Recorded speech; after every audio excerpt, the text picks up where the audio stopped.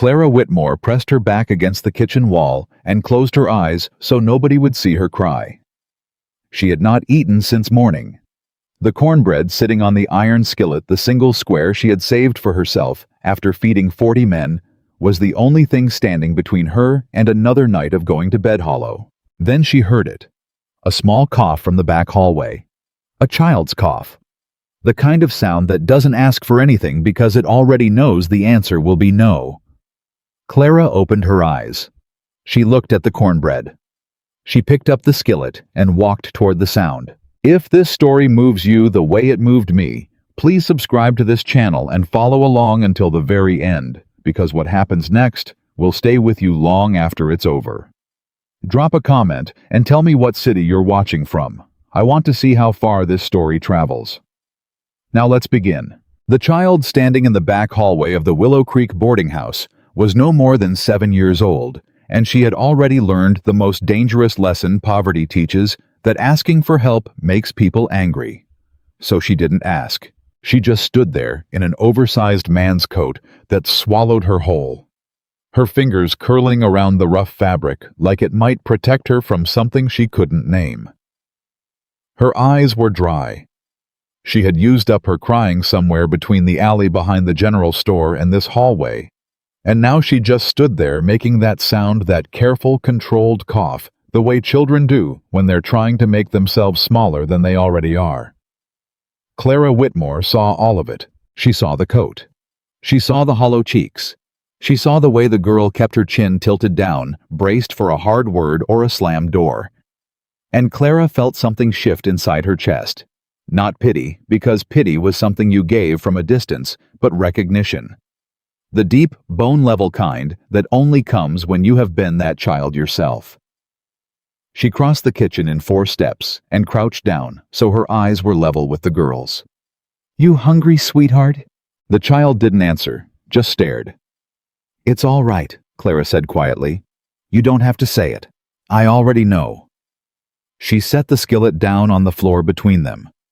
Warm golden cornbread cut into 4 squares, and she sat back on her heels and waited. The girl looked at the food, looked at Clara, looked at the food again. "Go on," Clara said. "Ain't nobody here but us." And the child ate. She ate carefully at first, the way you eat when you've been scolded for being too eager. Then hunger won out over dignity, and she ate the way she actually was starving. Urgent, her small hands wrapped around both pieces at once. Clara stayed right where she was on the kitchen floor in her faded brown dress with flour still on her forearms, and she watched that child eat every last crumb. When it was done, the girl looked up. "Thank you, ma'am," she said. Her voice was barely above a whisper. "Thank you for letting me feed you," Clara answered. That was not something anyone had ever said to the child before. The girl blinked, opened her mouth, closed it again. Then she turned and slipped back out through the hallway door, and the cold air from the Montana night rushed in for just a second before the latch clicked shut. Clara stayed on the floor for a long moment. Then she stood up, picked up the empty skillet, and set it on the counter. She was not angry. She was not sad exactly. She simply stood in her kitchen in the deep quiet of that January evening in 1884 and accepted what was true. She would go to bed hungry tonight. Again. And nobody in this entire town would notice. Again. That was the thing about being Clara Whitmore. You could feed a whole frontier town and still be invisible in it. She had been cooking at the Willow Creek boarding house for 3 years. Before that, she had worked in a cattle camp cookhouse south of the territorial border. Before that, a logging crew mess hall. Before that, a church kitchen where the pastor's wife let her sleep on a cot near the stove in exchange for making breakfast and supper 7 days a week. She had been feeding people since she was 9 years old, which was the year her mother died, and the year she understood that being useful was the only currency she had. She was 26 now. She had been useful for 17 years, and she was so tired she sometimes forgot what it felt like not to be. Willow Creek in the winter of 1884 was a town that believed it knew exactly what it had. A decent main street with a general store, a post office, a saloon that served reasonable whiskey, a church that served reasonable salvation, and a boarding house that served the best food in the territory. Everyone agreed on that last point, though nobody ever seemed to connect it to the woman producing it. The boarding house was run by a widow named Mrs. Delia Marsh, who was shrewd, practical, and not unkind, but who had a businesswoman's habit of treating her assets as objects rather than people. Clara was an asset, a very good one. Mrs. Marsh paid her a fair wage, fair at least by the standards of what a heavy-set, plain-spoken orphaned woman with no family connections could expect to command in the Montana Territory in 1884. And she left Clara alone to do her work, which Clara had come to understand was the closest thing to respect she was likely to receive in this place. The men who ate at the boarding house ranch hands travelers. The occasional territorial official enjoyed her meals with the uncomplicated satisfaction of men who had never once considered that the food they were putting in their mouths had been made by a person with an interior life. They complimented the biscuits sometimes. They asked for more coffee. They complained when she ran out of pie. But they did not ask her name unless they had to, and they did not remember it when they didn't. She was the cook. That was sufficient. Clara had long since stopped waiting for something different. Waiting required hope, and hope in her experience was a luxury that cost more than it returned. So, she did her work. She did it extremely well. She took satisfaction in the doing of it, in the precise heat of a well-managed fire, in the smell of bread rising in the moment when a man who had been riding hard through a Montana winter sat down in front of a hot plate and let his shoulders drop, and she did not ask for anything in return. She had learned not to. What she had not expected, what no part of her careful, self-contained life had prepared her for, was Ethan Caldwell. He came into the boarding house dining room the first time on a Wednesday evening in the second week of February, stomping snow off his boots in the doorway and pulling off a heavy canvas coat with the efficiency of a man who didn't waste motion. Tall, dark-haired, with the kind of brown that catches the light a certain way and turns almost mahogany near the temples. A face that had been weathered by outdoor work into something honest, not pretty, not rough, but settled. Like he'd been through enough weather to stop being surprised by it, and had arrived at a kind of comfortable reckoning with the world. He sat at the far end of the long table, without being directed, which was the habit of men who were accustomed to reading a room. He ate without complaint and without comment, which was the habit of men who had good manners, or had long ago eaten enough terrible food that decent food was simply a relief. He left a coin beside his plate when he was done, a deliberate, unhurried gesture, and he was halfway to the door when he paused. He turned back. "Excuse me," he said, not loud, not demanding, just clear. Mrs. Marsh looked up from the cash box near the window. "Something wrong, Mr. Caldwell?" "Nothing wrong," he said. "I just wanted to ask who made that cornbread." Mrs. Marsh blinked. It was the kind of question she wasn't used to. "My cook," she said. "Could I speak with her?" There was a pause in the room. One of the ranch hands at the near end of the table glanced up from his plate. Another man set down his coffee cup. It was the kind of pause that happens when something ordinary suddenly becomes strange. Mrs. Marsh recovered herself. "I'll see if she's available," she said in a tone that communicated that her cook was never not available. She came back to the kitchen where Clara was washing the heavy iron pans, and told her in a brisk and slightly baffled voice that a man wanted to speak with her about the cornbread. Clara dried her hands on her apron. She wasn't nervous exactly. She had no framework for what this was, so she didn't know what to be nervous about. She walked out of the kitchen and into the dining room, and she saw him standing by the door, still in no hurry, arms loose at his sides, and she stopped a few feet away from him and met his eyes. "I'm Clara Whitmore," she said. "I do the cooking here." "Ethan Caldwell," he said. He reached up and touched the brim of his hat in that small, deliberate gesture that meant something in the West. Acknowledgement, respect, the recognition of a person as a person. "I own the Double C Ranch 6 miles north. I wanted to tell you that was the best cornbread I've had since my mother passed." Clara looked at him for a moment. She was accustomed to compliments about her food. They were usually delivered the way people delivered weather observations, pleasant, impersonal, forgotten as soon as spoken. But this man was looking at her while he said it. Not at his hat, not at the door, at her. "Thank you," she said. I appreciate you saying so. How do you make it? He asked. She tilted her head slightly. Sir, the cornbread. I'm curious what you do different. My mother used buttermilk and a cast iron she'd had since before the war. But yours has something else to it. I can't place it. Clara was quiet for a second. Nobody had ever asked her that before. Not the ingredient people asked about ingredients sometimes, but the thinking behind it. The intentionality. Nobody had ever looked at what she made and wondered what she was doing. I add a little bacon fat to the batter, she said slowly. And I let the skillet get hotter than most people do before the batter goes in.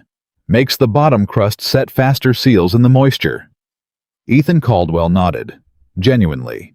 The way a person nods when they've just been told something they actually wanted to know.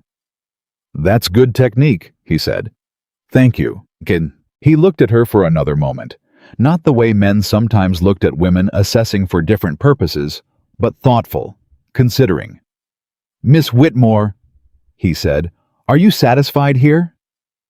Clara blinked. The question landed so far outside the bounds of anything she had been asked in recent memory that for a moment she genuinely didn't know how to answer it. Were you satisfied? Not are you available. Not what's the price of a weekly meal plan. Not can you make twice as many biscuits on Saturday because the Hendersons are coming through. Are you satisfied? I do good work here, she said carefully. That's not what I asked. She looked at him. He looked back and his expression was not unkind and not pushy. It was simply patient. The way a man looks when he's genuinely willing to wait for an honest answer. No, Clara said at last, quietly. I don't reckon I am. Ethan nodded once, as if that answer confirmed something he'd already suspected. I'll be back, he said. He touched his hat brim again. Thank you for telling me about the bacon fat. He walked out. Clara stood in the middle of the dining room for a long moment after the door closed. The ranch hand at the near table was staring at her. She ignored him, turned around, and walked back into her kitchen. She stood at the sink for a while, hands braced against the counter, staring at nothing. Something had happened just now.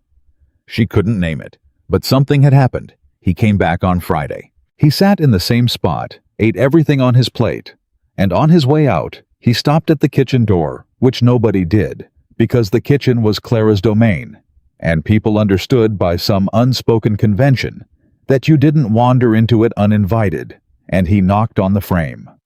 Clara looked up from the stove.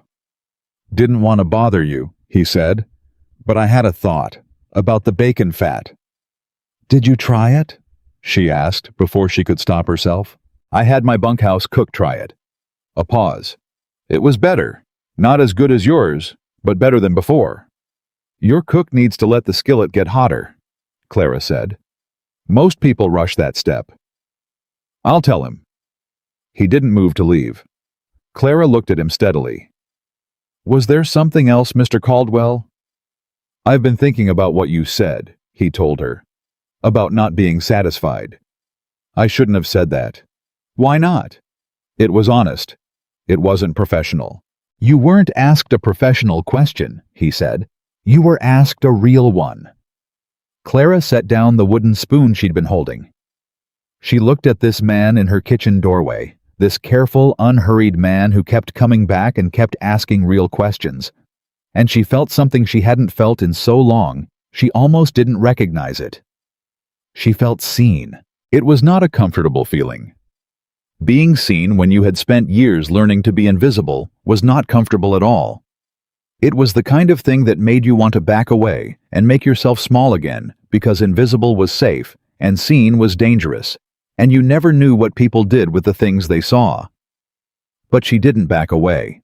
What do you want, Mr. Caldwell? She asked. Her voice was level, honest. Because men don't generally come to a boarding house kitchen doorway twice in 1 week for reasons that have to do with cornbread.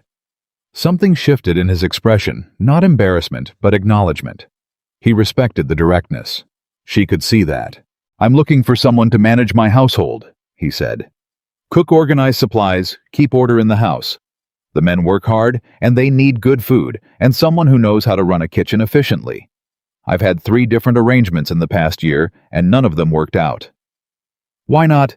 First woman was fine with the cooking, but couldn't manage the supply ordering. Second woman could manage the supplies, but she and the ranch foreman couldn't come to terms, and she left inside 3 weeks. Third wasn't really a cook at all. She was good at saying she was a cook. And you think I'm different? I watched you give away your dinner to a child you didn't know, he said. The words landed like something physical. Clara went very still. You saw that, she said. I came back for my gloves. I didn't mean to be watching, but I saw it. He paused. That's the kind of character that can't be faked, Miss Whitmore. I've been looking for someone with that kind of character. Clara was quiet for a long moment. She thought about the child in the hallway, about the empty skillet, about going to bed hungry and not being sorry about it.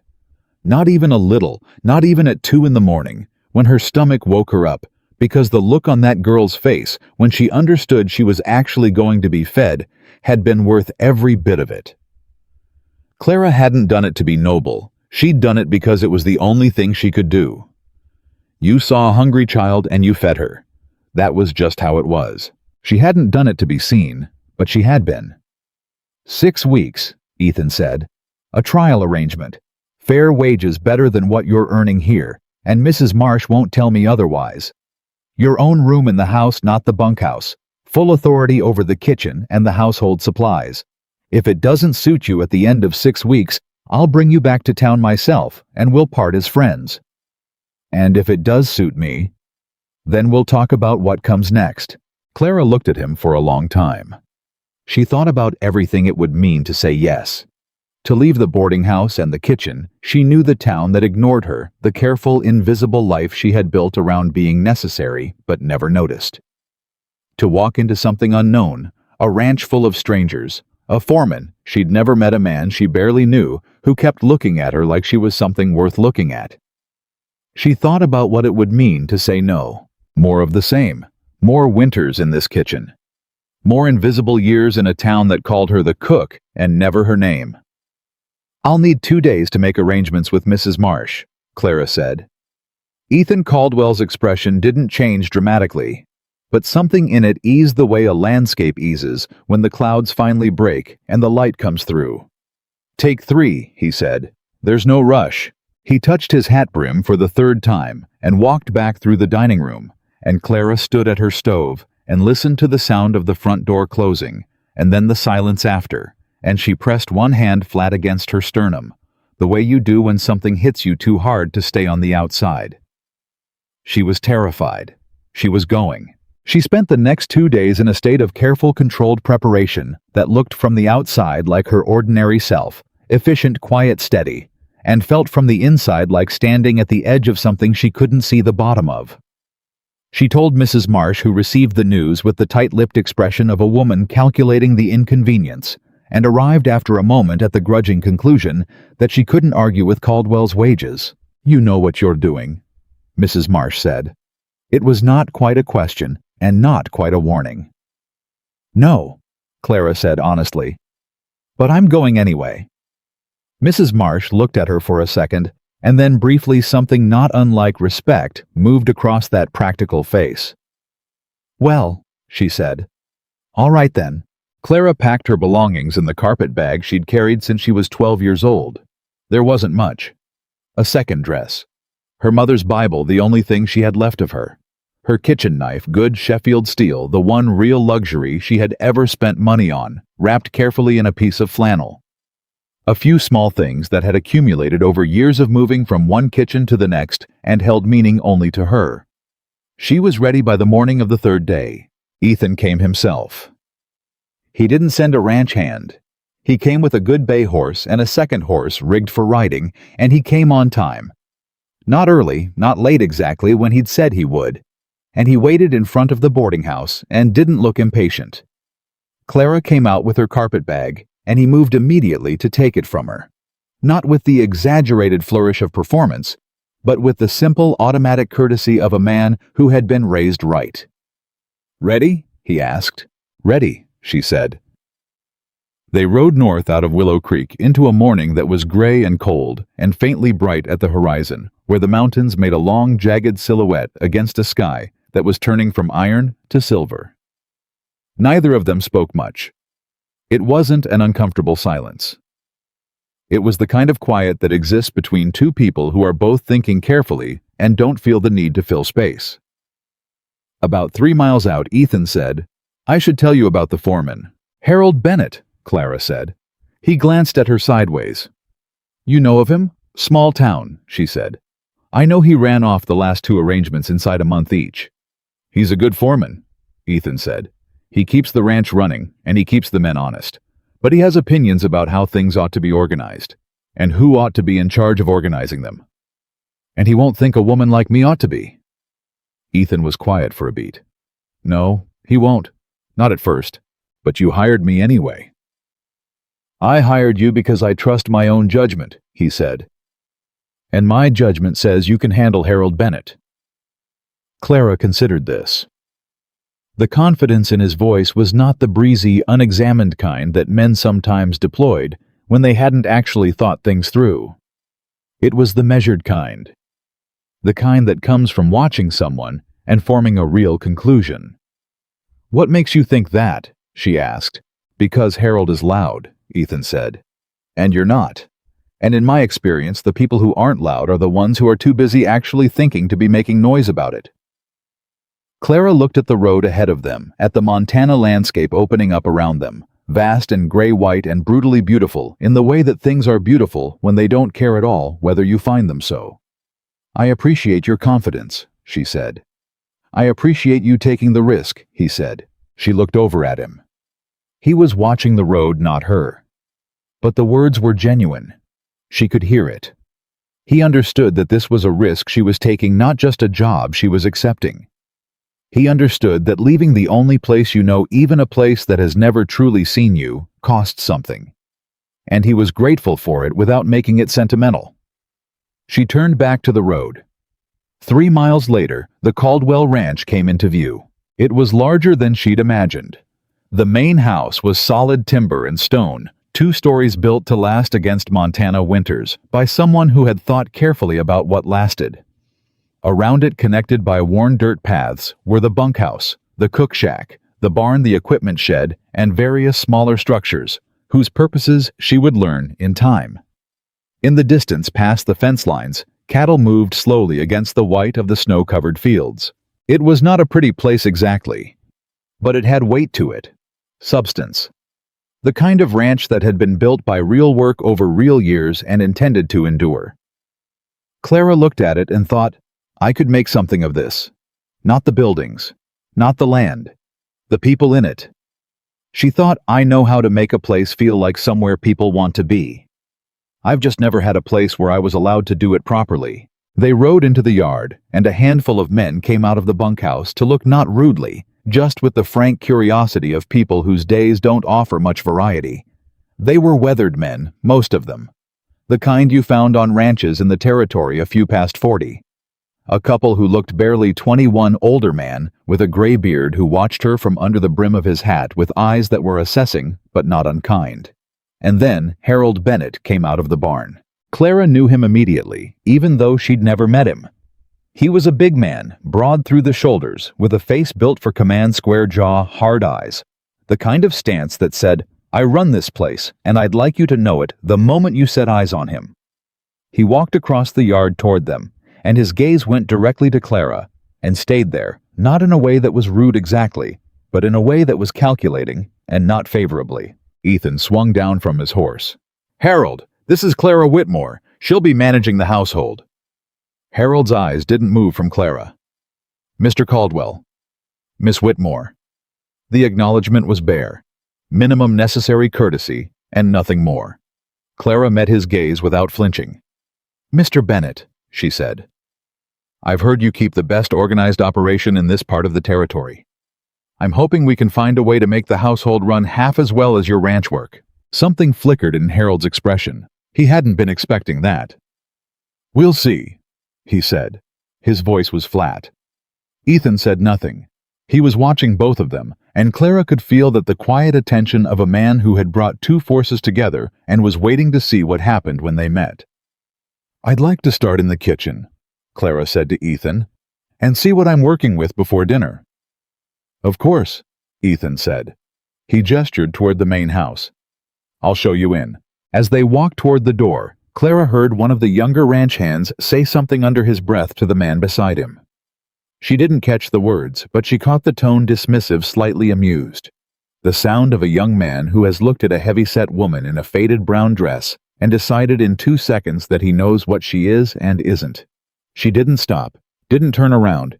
She kept walking, because she had been that quiet woman in the background for 26 years. She knew exactly what men like that were expecting, and she knew something else too, something that the child she'd once been had learned the hard way and never forgotten. The most powerful thing you can do to a person who has written you off is to simply be extraordinary in their presence until they have no choice but to revise their opinion. She walked into the kitchen of the Caldwell Ranch house, and she looked around at what she had to work with, and something settled in her deep and certain, the way a cast iron skillet settles when you put it on a properly built fire. She was going to make something of this place. She didn't know yet what it was going to cost her. She didn't know yet what it was going to give her in return. But she was here. She had come.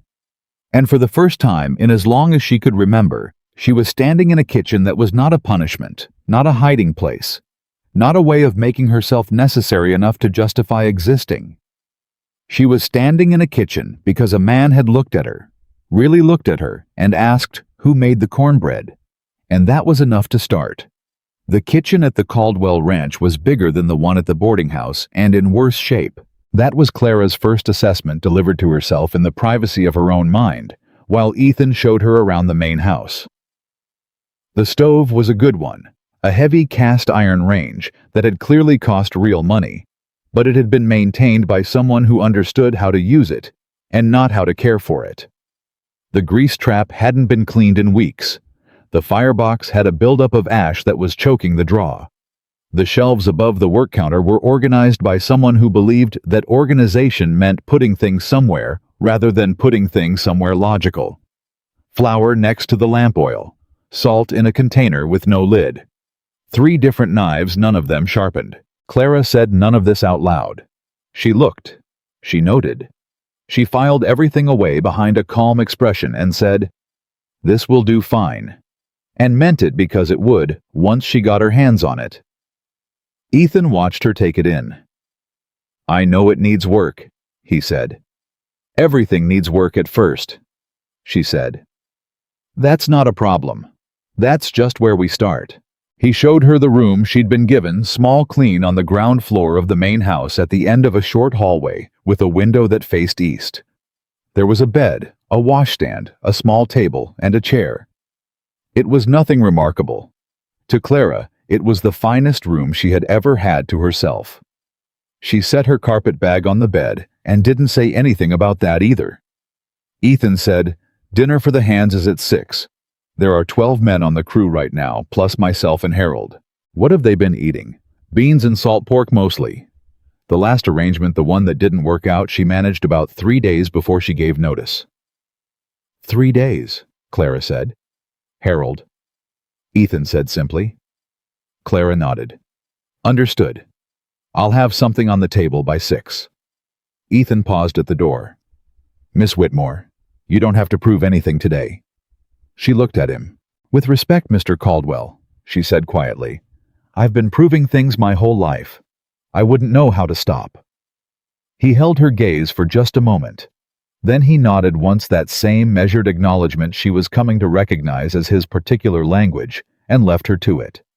She was in the kitchen inside 10 minutes, and she worked. She cleaned the grease trap first, because it needed to be done before anything else could be done well. She cleared the ash from the firebox and rebuilt the fire properly, opening the drawer so the heat ran clean and strong. She reorganized the shelves in the time it took the stove to reach temperature. Everything grouped by use, everything with a place, nothing stored near anything that could contaminate it. She found the flour barrel and checked it for weevils, which she half expected, and found she set it aside and made a note to speak to Ethan about new stock. Behind a cabinet that hadn't been opened in what smelled like months, she found a tin of lard, a string of dried onions, 2 jars of canned tomatoes, and a slab of smoked bacon still in its wrapping. She made biscuits.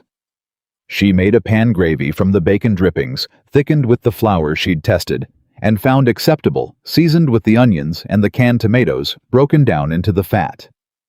She found a sack of dried beans that had been soaking in someone's abandoned good intentions, and she got those on to simmer low with the bacon rinds for flavor. It wasn't a complex meal. It was an honest one. The kind of food that said someone made this for you. Someone thought about what you needed. By 5:30, the smell had found its way out of the kitchen and across the yard. Clara knew when it reached the bunkhouse because she heard the door open, and she heard someone say something, and she heard laughter. And she could tell from the quality of that laughter that it was not the tired mechanical kind men make out of habit, but the genuine surprised kind that happens when something unexpected reaches them. At 6 o'clock, 12 ranch hands filed into the dining room of the main house and sat down, and Clara brought the food out herself. She had not yet identified who was meant to help with serving, and she was not going to wait to find out, and she set it on the table and stepped back. The room was quiet for a moment. Then the young man who had muttered something under his breath in the yard that morning, sandy-haired, probably 22, with the particular kind of confidence that belongs to men who haven't been wrong enough times, yet reached for the biscuit basket and took one and bit into it. He stopped chewing. He looked at the biscuit. He looked up. "Lord," he said. It came out quiet and voluntary, the way genuine surprise comes out when there's no time to perform it. The man beside him, older, the one with the gray beard, reached for a biscuit himself, ate it in 2 bites, sat back in his chair with the expression of a man recalibrating something important. "Ma'am," he said, raising his voice toward the kitchen doorway where Clara had reappeared with the gravy. "What is your name?" "Clara Whitmore," she said. "Joe Hicks," he said, touching his hat brim from his seat.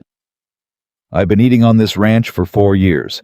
That is the best biscuit I have had in the state of Montana." "Territory," someone corrected. "Don't matter what it is," Joe said. "It's still the best." Clara set the gravy down without ceremony. "There's beans on the back of the stove. I'll bring them out when the gravy's gone." She went back to the kitchen, and behind her she heard the room come to life, not noisily but genuinely, the way a room does when people are actually enjoying what they're eating rather than simply consuming it. She pressed her back against the kitchen wall for just a second and let herself feel it. That particular warmth that had nothing to do with the stove. Then she straightened up and went back to work. Harold Bennett did not come to dinner. She found out later from Joe Hicks, who turned out to be the kind of man who relayed information in a matter-of-fact way, without editorial comment, that Harold rarely ate in the main house. He took his meals in the foreman's quarters, a habit he'd established years ago, and which nobody questioned, because nobody wanted to. That night, Clara sat at the kitchen table after everything was cleaned and thought about Harold Bennett. She thought about him the way she thought about a particularly difficult stove, not with frustration, but with problem-solving attention. He was a man who had ordered this household for a long time in the absence of anyone else to do it. He had opinions about how things should run because in the vacuum of real management, his opinions had become policy. Challenging that was not going to be a matter of confrontation. It was going to be a matter of demonstrating calmly and repeatedly that her way produced better results. She had done it before. Not here, but she had done it. She went to bed and slept well for the first time in months. The next morning she was up before anyone else and had coffee on, and oatmeal started by the time the first ranch hand came through, and by the time Ethan came down from upstairs, she had a plate ready for him and a second cup of coffee poured. He stopped in the kitchen doorway. "You didn't have to do that," he said. "I know," she said. "Sit down, Mr. Caldwell." He sat. He ate. He was quiet for a while in that comfortable way of his, and then he said, "The men were talking at the bunkhouse last night, about dinner." "What were they saying?" "They were saying they hoped you stayed." Clara wrapped both hands around her own coffee cup. Outside, the first gray light of a Montana morning was pressing itself against the kitchen window. "I hope so too," she said. Ethan looked at her across the table. "How did you sleep?" "Well," she said honestly. "Better than I have in a long time." "Good." He turned back to his plate. "Then let's have a good day." The good day lasted until about 10 o'clock when Harold Bennett walked into the kitchen. Clara was at the counter working through the supply inventory, making a list of what was needed, what was spoiled, what had been stored incorrectly and needed to be dealt with. And she heard his boots on the floor and turned around. He was holding a piece of paper. "The supply order goes out to Willow Creek on Thursdays," he said. He held the paper out to her. "That's what we order, every week. Same list." Clara took the paper. She looked at it. It was a reasonable list for keeping men fed at a basic level. Salt pork flour, dried beans, coffee lard. A few other staples. No variety. No fresh anything, not even when fresh things were available. "Thank you," she said. "I'll want to make some changes." Harold's expression didn't move, but something behind his eyes did. "Those are the supplies that work. They're the supplies that keep people from going hungry." Clara said, her voice even and polite. "That's not quite the same thing." "It's the same thing on a working ranch." "Mr. Bennett," Clara said. She set the list down on the counter. She turned to face him fully, not aggressively, but not yielding either, just square the way you face something you intend to deal with, honestly. "I understand you've been managing this household in the absence of anyone else to do it. I respect that. I want you to know I'm not here to undo what you've built or to make your job harder." Harold said nothing. "But I am here to do my job," she continued. "And my job is to make sure the men who work this ranch are eating well enough to work the way Mr. Caldwell needs them to work. A man who eats salt pork and beans every day for months gets tired in his bones in a way that has nothing to do with how much sleep he's getting. That costs the ranch." A pause. "I know what costs this ranch," Harold said flatly. "Then you know that better food is an investment," Clara said, "not an expense." The silence between them stretched out long enough to have weight. Harold looked at the list on the counter, looked at Clara. His jaw was tight. "You want to change the order?" he said. "You run it past me first."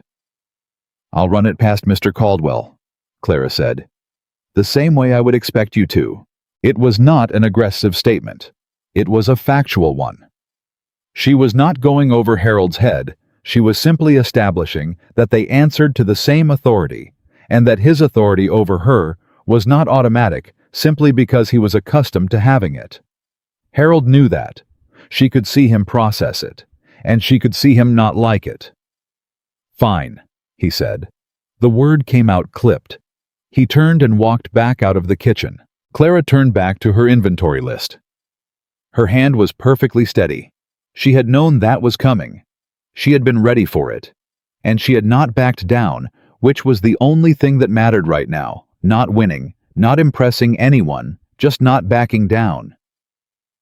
She went on with her work. 2 days later, she presented Ethan with a revised supply order and a one-page accounting of why each change was justified, including a rough calculation of the cost differential. She had been conservative in her changes. She wasn't asking for anything extravagant, just for eggs and fresh vegetables when they were available in town for variety in the protein, so the men weren't eating the same thing every day, for molasses and a small amount of sugar that would allow for occasional baked goods. Ethan read through it carefully. "You did the cost comparison yourself," he said. "It seemed useful to show the reasoning," she said. He looked up. "Harold's going to say it's unnecessary." "I expect he will," Clara said. "I think the men's performance over the next few weeks will answer the question more usefully than either of us arguing about it." Ethan held her gaze for a moment. Then he approved the order. Harold found out the next morning when he saw the revised list in the kitchen. He came to find Clara in the yard where she was talking to Joe Hicks about which of the ranch hands had dietary needs she should know about. Joe was the informal keeper of such information she had discovered, being the oldest man on the crew and the one everyone else eventually told things to. Miss Whitmore, Harold said. Joe stepped back half a pace with the quiet tact of a man who knows when to give people room. Mr. Bennett, Clara said. You went to Caldwell with that order. I did. I told you to run changes past me. And I told you I'd run them past Mr. Caldwell, Clara said. I wasn't defiant about it, Mr. Bennett. I was clear about it. There's a difference. Harold's face was hard. You've been here 3 days. I have, she said. And in those 3 days, I've also cleaned a grease trap that was a fire hazard, reorganized a supply shelf that was storing lamp oil next to food ingredients, and identified a flour barrel with weevils that would have made 12 men sick inside a week. I'm not trying to make your life difficult. I'm trying to do my job. The weevils landed.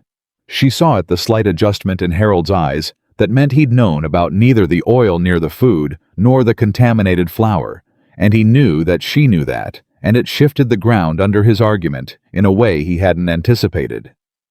You could have come to me about those things, he said. I could have, she agreed. And going forward, if something touches on the ranch operations side, I absolutely will. But the flour and the supplies and the grease trap are my side of the house. I handled them. Harold said nothing for a long moment. Then he said very quietly, Don't make me regret not fighting harder against Caldwell bringing you in.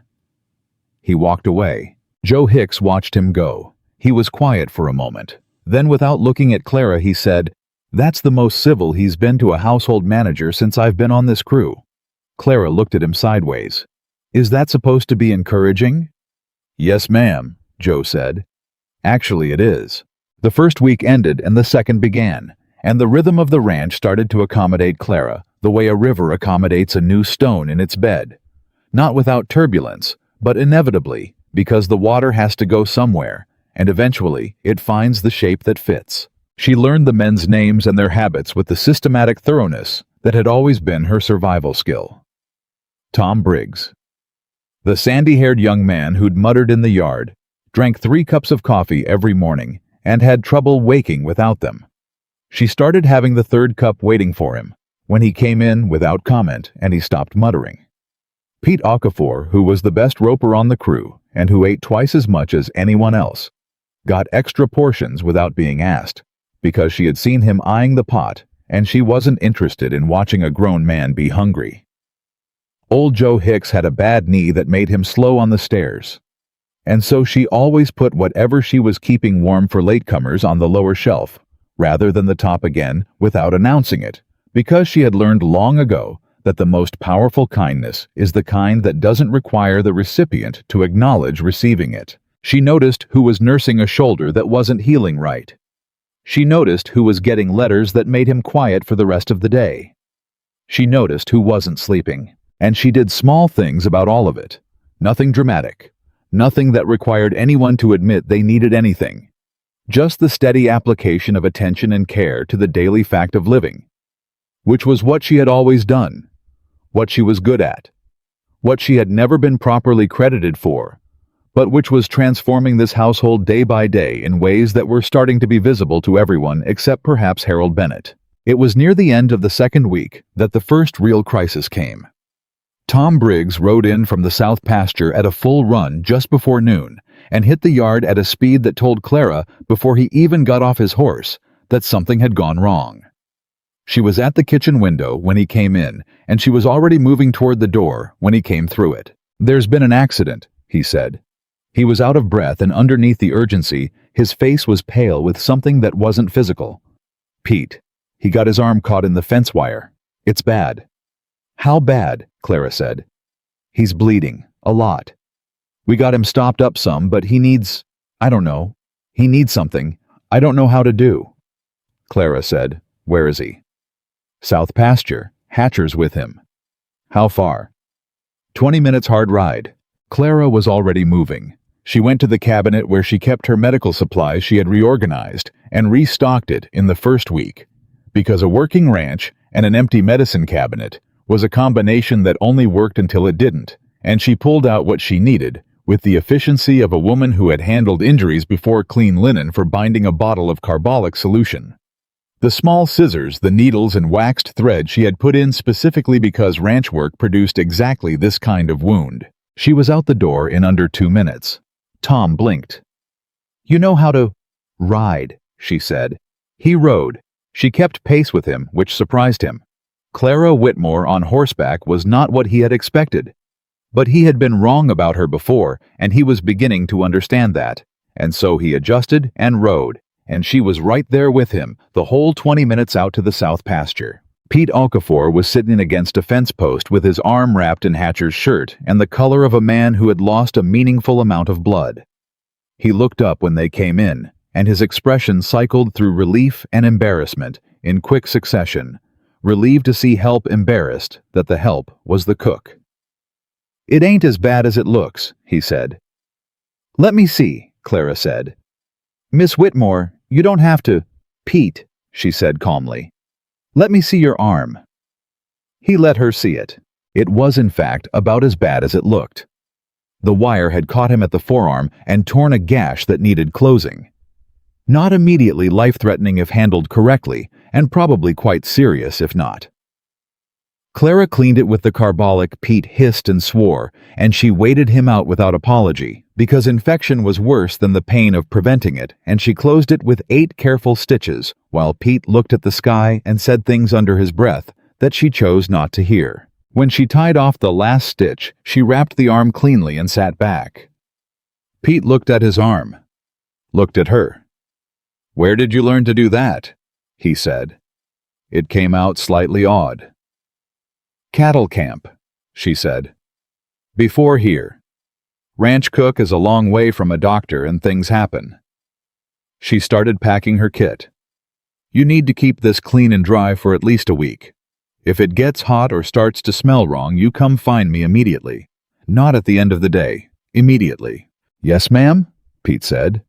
"You'll want to eat extra this week," she said. "Your body's going to be doing repair work. I'll make sure there's enough." Pete was quiet for a moment. Then he said, "Thank you, Miss Whitmore." "You're welcome," she said simply. "Now let's get you back to the ranch." The ride back was quieter. Tom rode on Pete's other side, and every few minutes Clara caught him glancing over at her with an expression she recognized as the one men wear when they're revising a conclusion they made too quickly. She said nothing about it. When they got back to the ranch, Harold was in the yard. He had clearly heard something was wrong and come to see, and when he saw Pete's bound arm and Clara's kit, he went very still in the way that people go still when they're recalibrating. "Is he all right?" Harold said. He was looking at Pete, but the question was for Clara. "He will be," Clara said. "He needs rest and watching. The wound's clean and closed." Harold looked at her. He didn't say anything, but something shifted fractionally, barely visible in the set of his face.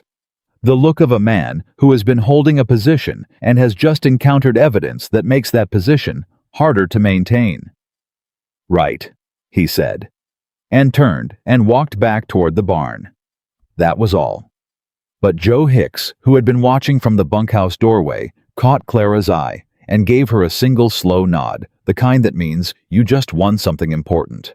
Clara went inside and washed her hands and put the kettle on. That evening, Ethan came to the kitchen after the men had been fed. She was at the table with her supply notes, and the lamp turned up, and he knocked on the doorframe, even though it was his house, and he had no reason to knock. "I heard about Pete," he said. "He'll be fine," Clara said. "That's not what I came to say." He came and sat down at the table the same easy, unhurried way he did everything. "I came to say that what you did today was above and beyond what I hired you to do." "It needed doing," Clara said. "So I did it." "That's what I mean," he said. She looked at him. "Some people see what needs doing, and they wait for it to be their job," he said. "You see what needs doing, and you do it. That's different. That's rare." Clara was quiet for a moment. Outside, the wind had come up the way it did in the Montana nights, pressing against the walls with a sound that was not unfriendly so much as frank, a reminder that the world out there was large and indifferent, and warmth was something you made yourself. "My mother used to say that," she said, "that seeing and doing were the same thing if you were paying attention." "Your mother sounds like she was a wise woman." "She was," Clara said. "She died when I was 9. I've been trying to be what she would have been for a long time." She said it matter-of-factly, not reaching for sympathy, just stating a fact about herself, the way she stated other facts directly without decoration. But when she looked up, Ethan was watching her with an expression she hadn't seen on a man's face aimed at her before. Not pity. Something more honest than that. "That must have been a long time to carry something that heavy," he said. "You learn to carry things," she said. "Or they carry you. Which one have you managed?" She thought about it genuinely. "Mostly the first," she said. "Some days the second. Same as anyone."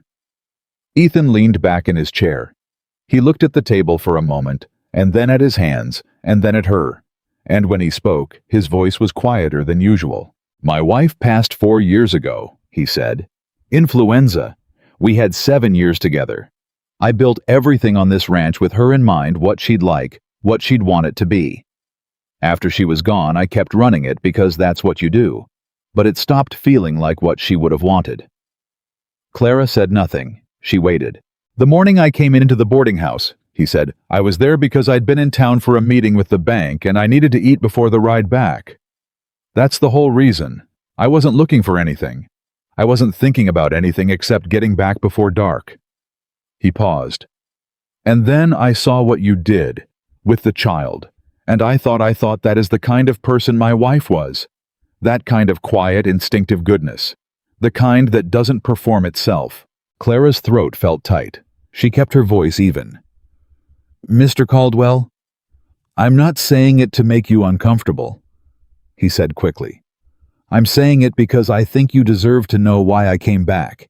It wasn't just the cornbread." He looked at her steadily. "I came back because I wanted to know someone like you." The kitchen was very quiet around them. Outside the window, the Montana night pressed close and dark and enormous, and the lamp made a small, warm circle of light on the table between them, and Clara Whitmore sat in the middle of that warmth and felt something she had not allowed herself to feel in a very long time. The dangerous, terrifying, necessary feeling of being wanted. Not needed. Not useful. Wanted. "I don't know what to do with that," she said honestly. "You don't have to do anything with it," he said. "I just wanted you to know." He stood up. He touched his hat brim in that particular way of his. "Good night, Miss Whitmore," he said. "Good night, Mr. Caldwell," she said. He left. She sat at the table for a long time after her hands wrapped around her coffee cup, staring at nothing. The lamp burned low. The wind pressed against the walls. And somewhere deep inside the careful architecture of the life Clara Whitmore had built to keep herself from ever being hurt by hope again, something shifted. Not dramatically. Not with fanfare. Just a small, irreversible movement. The way a door moves when someone on the other side puts a hand flat against it. Not open. Not yet. But no longer fully closed. She sat there in the warmth of the kitchen she was already beginning to think of as hers, this woman who had spent 26 years being nobodies and nothings, and she let herself feel it. All of it. The fear and the hope and the gratitude and the grief and the terrifying possibility that she might after everything be standing at the beginning of something rather than the end. She blew out the lamp. She went to bed. And this time when she slept, she dreamed of something she couldn't name when she woke up, but that left behind like a handprint on a cold window, the unmistakable warmth of not being alone. She should have known the peace wouldn't last. That was the thing about good stretches of time. They lulled you into believing the world had decided to be kind, and then the world reminded you it hadn't decided anything of the sort. It had simply been busy elsewhere, and was now back with its full attention. The morning it started.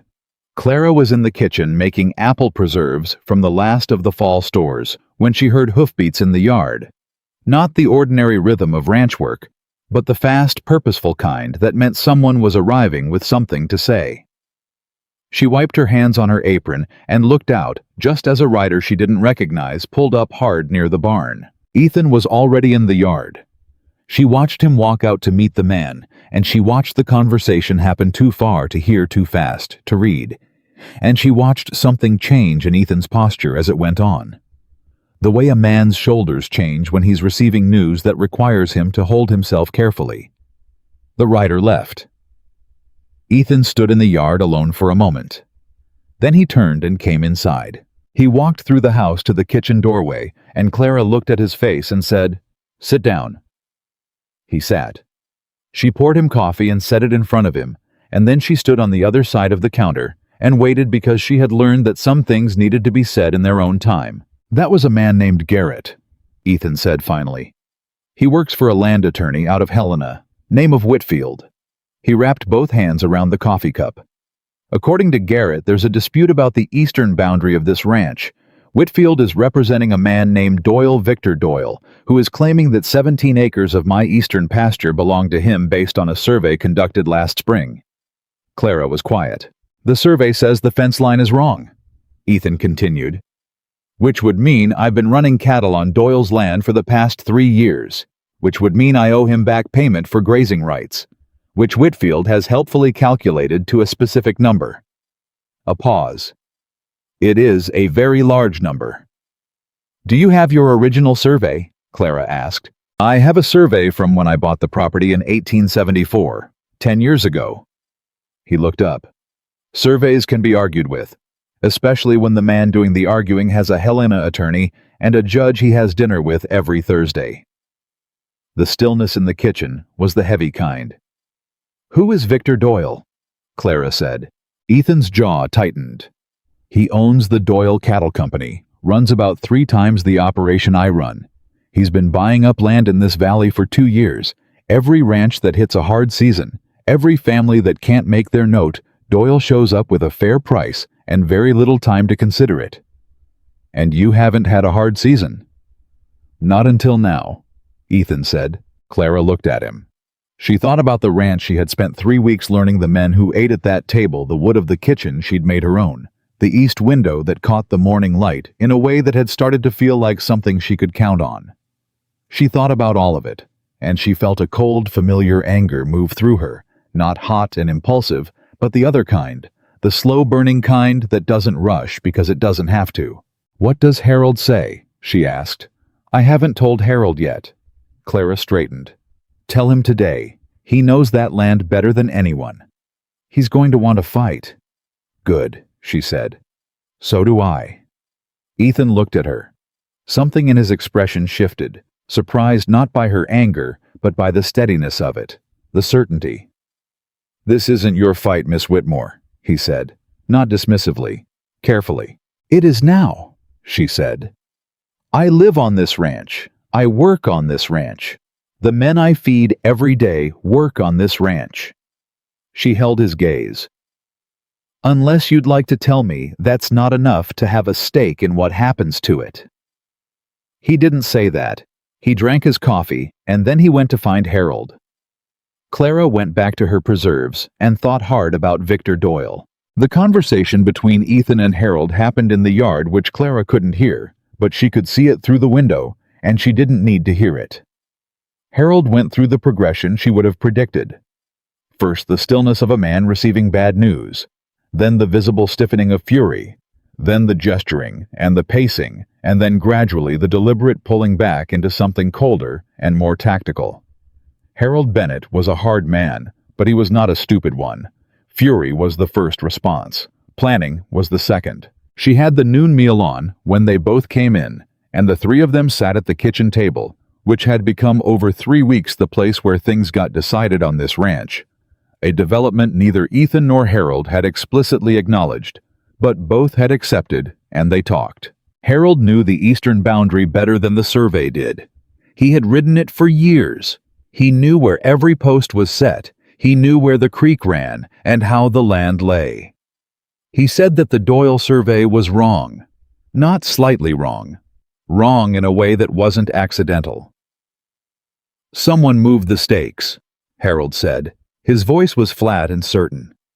"Those stakes were set right when Caldwell bought this place. I was there. I watched the surveyor set them. That creek bend has not shifted." "Can you prove that?" Clara said. Harold looked at her. It was the first time in 3 weeks that Harold had looked at her without the particular quality of resistance she had grown accustomed to, not because it was gone exactly, but because the situation had recalibrated what mattered. "There are men who were here in '74 who could testify to where the line was set," he said. "Old Mick Garber in town, Bill Sanderson if he's still at the Hendrick place, men who were on this property when it was surveyed." "That's witnesses," Clara said. "What about documents?" "The original survey," Ethan said. "Which can be argued with," Clara said. "You said so yourself." She was quiet for a moment, turning something over in her mind. "When Doyle's survey was filed, where was it filed?" "Territorial Land Office," Ethan said. "Helena. And the surveyor who conducted it, do you know who he was?" Ethan looked at Garrett's message, which was still on the table. "A man named Orvis, R.J. Orvis. Has Orvis surveyed land for Doyle before?" A pause. Harold and Ethan looked at each other. "I don't know," Ethan said. "Find out," Clara said. "Because if Orvis has surveyed 3 or 4 pieces of land that all happen to go Doyle's way, that's not coincidence. That's a pattern. And a pattern is something a judge has to look at, even if he eats dinner with Doyle's attorney." The silence in the kitchen had changed quality. It was no longer the silence of men hearing bad news. It was the silence of men thinking. Harold said slowly, "She's not wrong." It was 4 words. He said them to Ethan, not to Clara. But Clara heard them, and she understood what they cost him, and she said nothing about it, because that was not the point. "I need to go to Helena," Ethan said. "You need someone to go to Helena who Doyle doesn't know," Clara said. "If you walk into the land office, Doyle will know about it inside 2 days. This is a small territory, and Doyle has been operating in it for long enough to have eyes." Another silence. "I could go," Clara said. Both men looked at her. "I'm the cook from the Caldwell Ranch," she said. "I'm nobody that Victor Doyle has ever thought about. I can go to Helena, say I'm visiting a cousin, go to the land office, and look at what surveys R.J. Orvis has filed in the past 5 years without anyone thinking twice about it." Harold opened his mouth, closed it, opened it again. "You know how to read a land survey." "I know how to read," Clara said. "And I know what I'm looking for. I don't need to understand every technical notation. I need to see whose name keeps appearing next to whose." Ethan was very still. "It could be nothing," he said. "It could be," Clara agreed. "But if it's something you need to know before Whitfield gets in front of a judge." Ethan looked at Harold.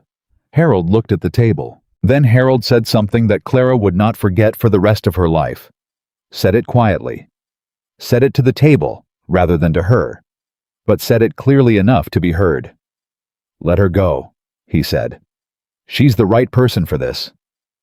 Clara took the stage to Helena 3 days later. She told the other passengers she was visiting her cousin, which was the story she had settled on because it was vague enough to not require supporting details and specific enough to not invite follow-up questions. She carried her carpet bag and her Sheffield knife and the notebook she'd been using to track household supplies because a woman with a household notebook looked like exactly what she was. A practical, unremarkable woman managing ordinary life. And ordinary life was the best cover she had. Helena was large by territorial standards. It surprised her a little, though she kept that off her face. She had spent most of her life in places where everyone knew everyone, and the arrival of a stranger was an event. Helena was busy enough that nobody looked at her twice, which was exactly what she needed. She found a boarding house cheaper than the hotel, cleaner than she'd expected, and she settled in for what she estimated would be 2 days of work. The Territorial Land Office opened at 8 in the morning. Clara was there at 8:15, having learned from experience that being the second person through a door was better than being the first, because by the second person, the clerk has finished his opening routine and is ready to be helpful rather than resentful. The clerk was a young man named Fletcher, who responded well to being spoken to respectfully.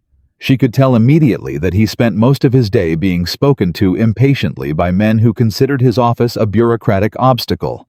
And when she explained that she was trying to understand how land survey records worked, because her employer was involved in a boundary question, he was almost eager to explain. She spent 4 hours in the land office. What she found in those 4 hours was this R.J. Orvis had filed 14 land surveys in the past 4 years. Of those 14, 11 had been commissioned by or directly benefited Victor Doyle or entities associated with the Doyle Cattle Company. 3 of those surveys had resulted in boundary disputes that were subsequently resolved, all 3 resolved in Doyle's favor. In 2 of those cases, the previous survey had been conducted by a different surveyor, and in both cases, the Orvis survey showed a boundary line meaningfully different from its predecessor. Clara wrote everything down in her household notebook in the same neat, functional handwriting she used for supply lists. She wrote it clearly and completely, including the case numbers, the dates, and the names of the parties involved. She also asked Fletcher very casually whether land surveys on file were public record. They were. She asked whether a copy could be made of a specific record for a small fee. It could.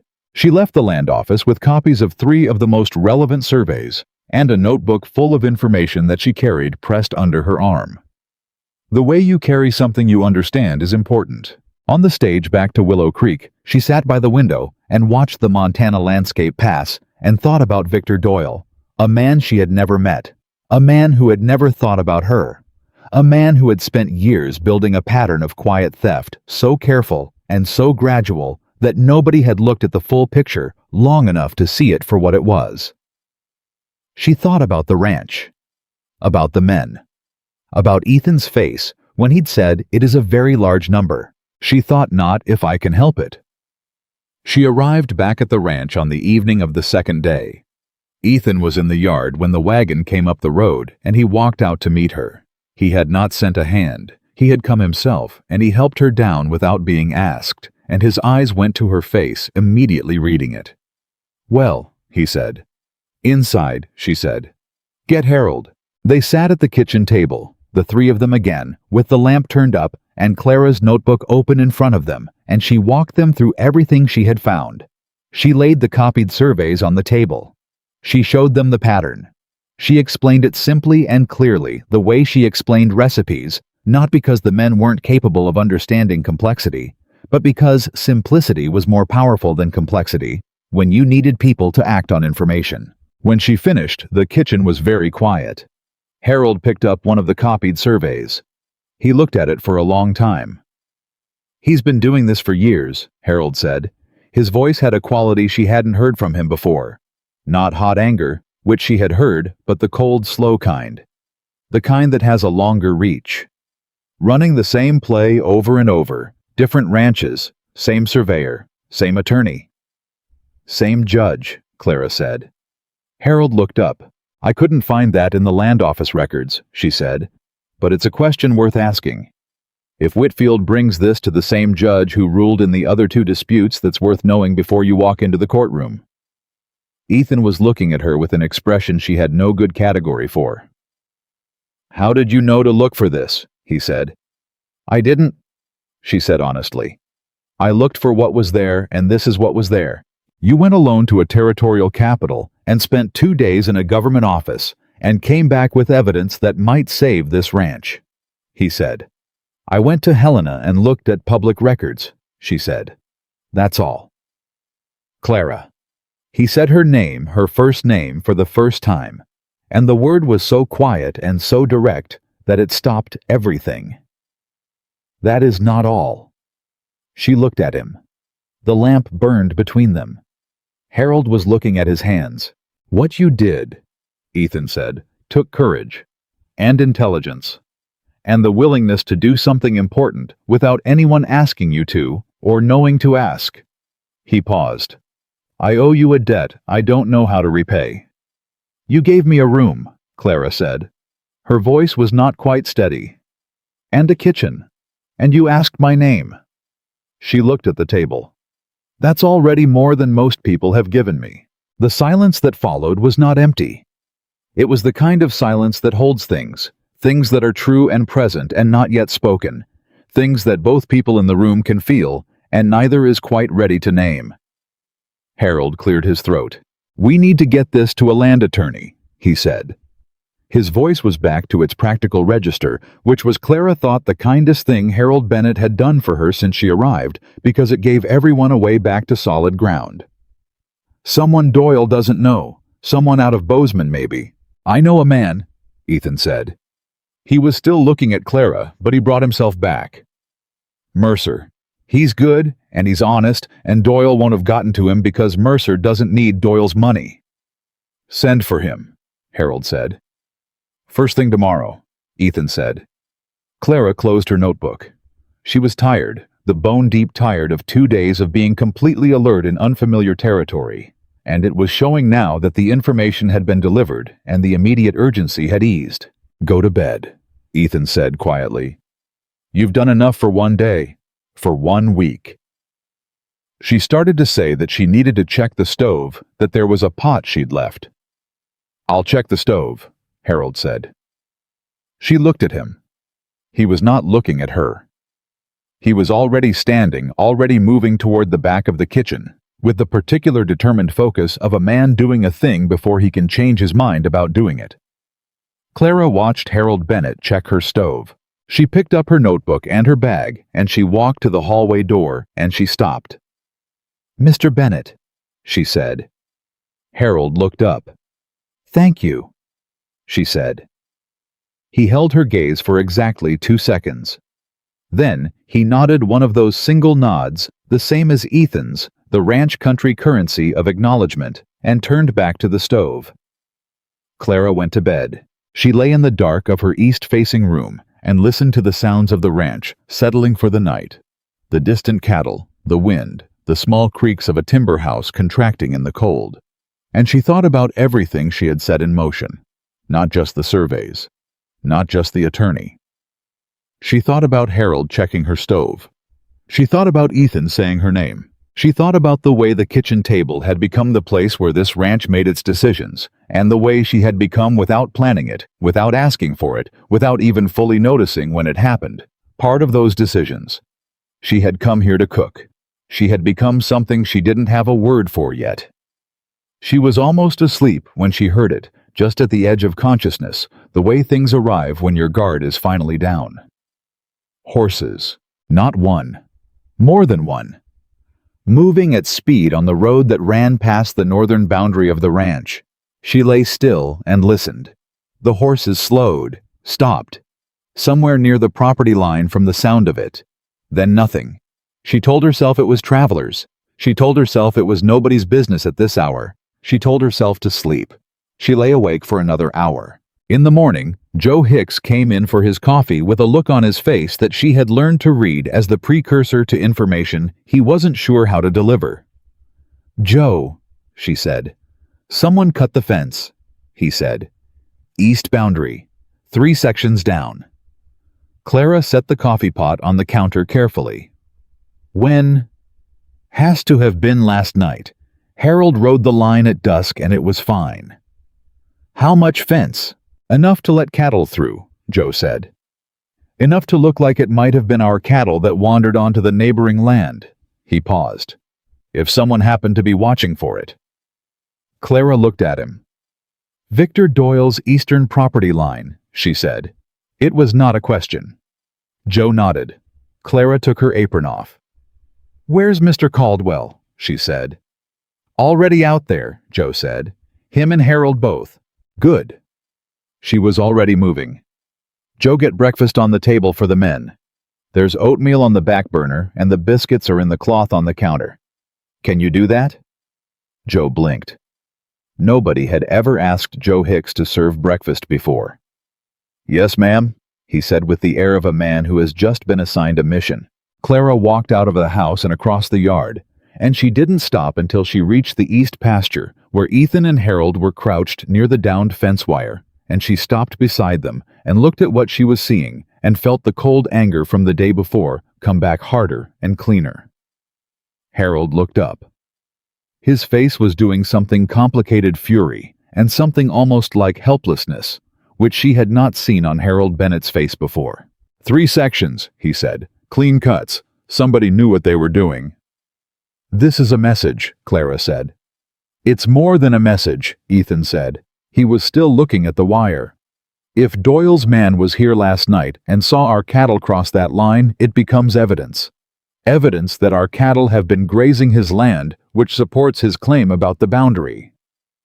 Except we have the surveys, Clara said. Surveys take time, Harold said.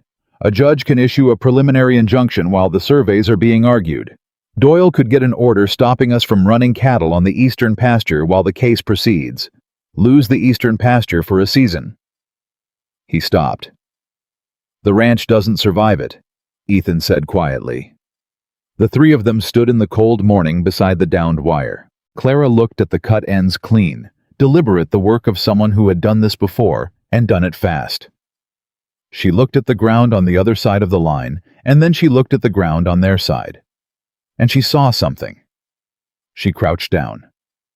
Look at this, she said. Ethan and Harold crouched beside her. Boot prints, on their side of the fence, coming from the Doyle side and going back. Someone crossed over, Clara said.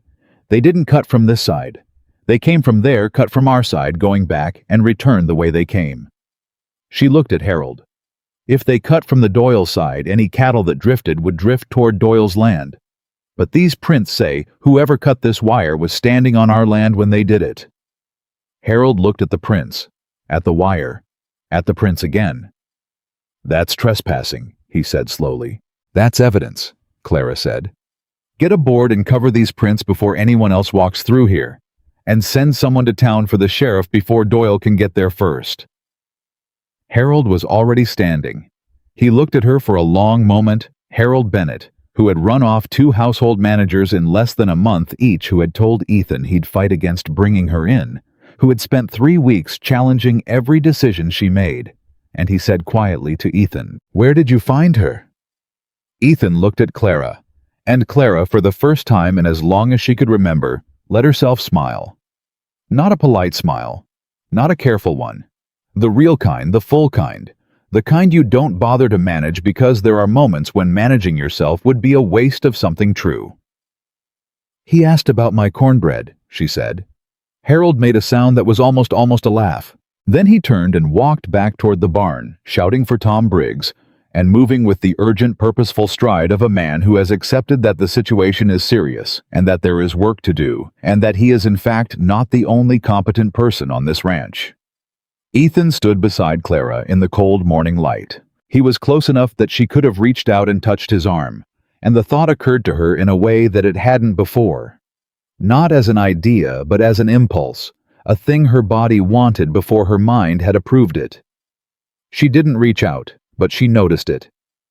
"This isn't over," she said. "No." He agreed. "Doyle is going to keep coming. This is going to get worse before it gets better." "I know." "Then we need to be ready," she said. "We need Mercer here before the week is out. We need the sheriff to document these prints today, before weather or feet can erase them. We need your witnesses from 1874 found and contacted." She turned to look at him. "Can you do all of that?" "Yes," he said. "Then do it," she said. "I'll keep the house running. I'll keep the men fed and steady. You handle Doyle." He looked at her for a long moment, in the cold, clear light of that Montana morning, and his expression held something she was learning to read, the particular look of a man who has found in a place he wasn't searching. Something he understands is rare, and is trying to figure out what to do with that knowledge. "Together," he said. It was one word. It landed like a promise. Clara held his gaze for just a second longer than necessary. Then she turned and walked back toward the house, because there was breakfast to manage and a ranch to hold together and a fight coming that was going to require every bit of everything she had. But as she walked, she carried that word with her, together. She turned it over in her chest, the way you turn something precious carefully, with both hands aware of its weight. She was not afraid anymore. She was ready. The sheriff arrived by mid-morning.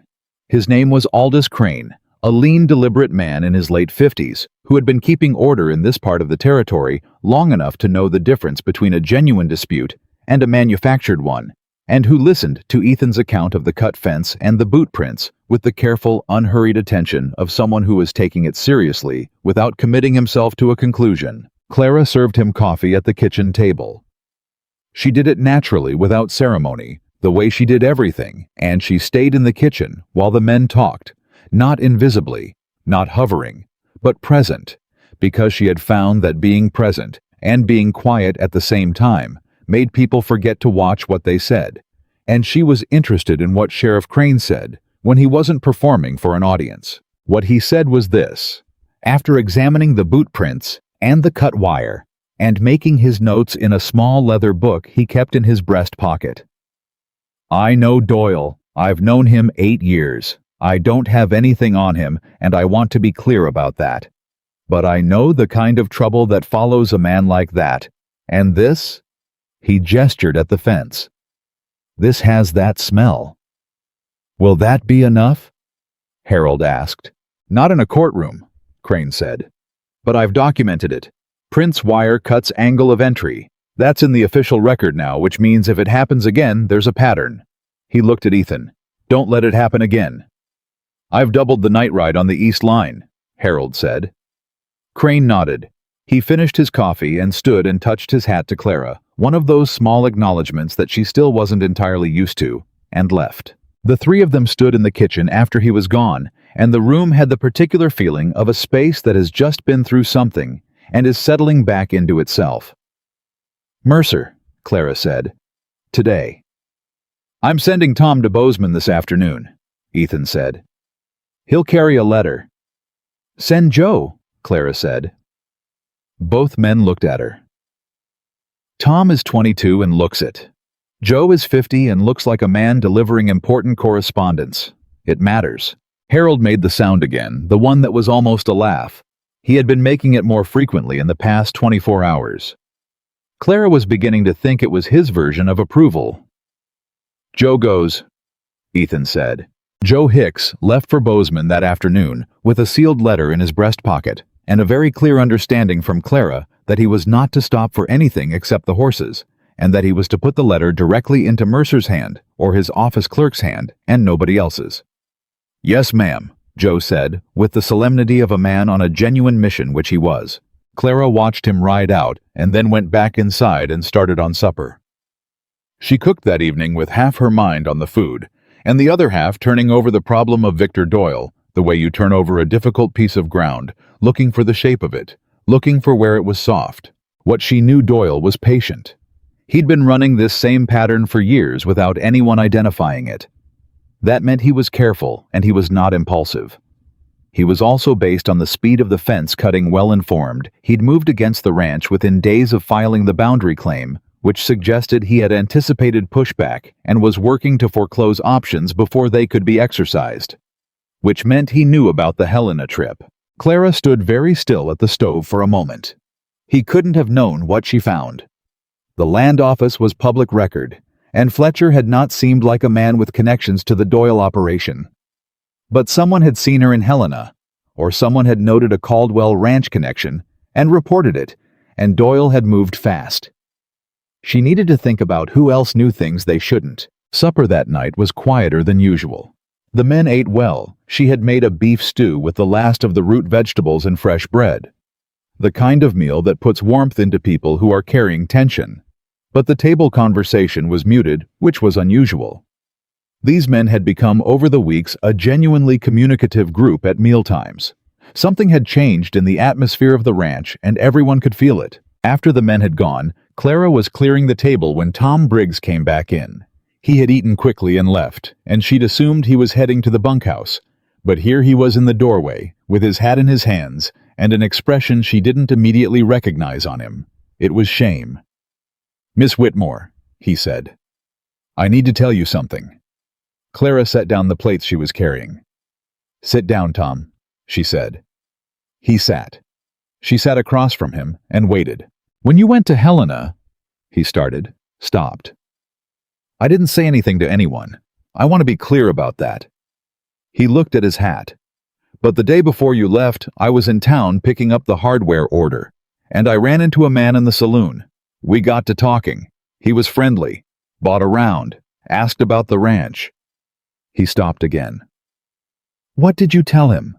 Clara said. Her voice was even. I didn't say anything about the boundary dispute. I swear I didn't. But I said we'd had some changes at the ranch, that there was a woman managing the house now, that she was—" He stopped.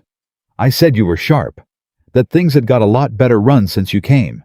And he asked if you traveled much for the household business, and I said you were making a trip to Helena for supplies." The kitchen was very quiet. "What did this man look like?" Clara asked. Tom described him. Medium height, well-dressed for a saloon, maybe 40, with a way of listening that made you feel like he was genuinely interested in what you were saying. "Did he give you a name?" "Garrett," Tom said, and then he went pale. "That's—" "The same man who came to deliver Doyle's notice," Clara said. Tom's face did something painful. "I didn't know. Miss Whitmore, I didn't know who he was. I would never have—" "I know that," Clara said. She said it firmly, not gently, because gentleness right now would feel like absolution, and he needed to sit with this a moment longer, not out of punishment, but because he needed to understand what had happened clearly enough to never let it happen again. "You weren't careless, Tom. You were maneuvered. There is a difference. But you need to understand that Doyle has people watching this ranch, and that anything you say to a friendly stranger in a saloon may reach him inside 24 hours.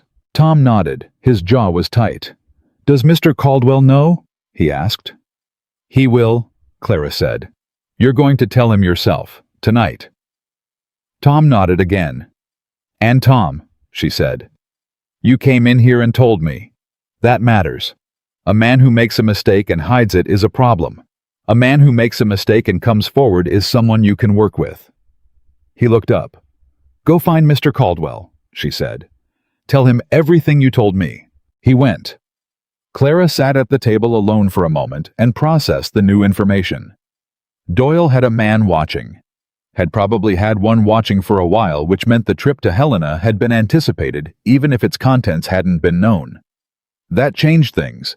It meant the attorney contact the witness search. All of it needed to happen with more discretion than they'd been using. She was at the sink when Ethan came in 20 minutes later with an expression that said Tom had told him. "He came to you first," Ethan said. It was not quite a question. "He came to me because I was here," Clara said. "He told you everything, which is what mattered." "He told you because he trusts you," Ethan said. "These men trust you. You know that." "I know they eat my cooking," Clara said. Clara. That quiet way he said her name, that first name way that had become in the past days something she counted on without having decided to. "Don't make yourself smaller than you are. Not here." She turned to look at him. "Doyle has a man watching us," she said. "I know." "Then Mercer needs to come here quietly, not a public stage, not through town." "I'll arrange it. And the witnesses, Mick Garber and Bill Sanderson. They need to be contacted by someone Doyle's man won't be watching. Not Tom, not Harold. Harold is known." "Who then?" Clara thought about it. "Mrs. Marsh," she said. Ethan blinked. "She's a businesswoman in town who has no visible connection to this dispute," Clara said.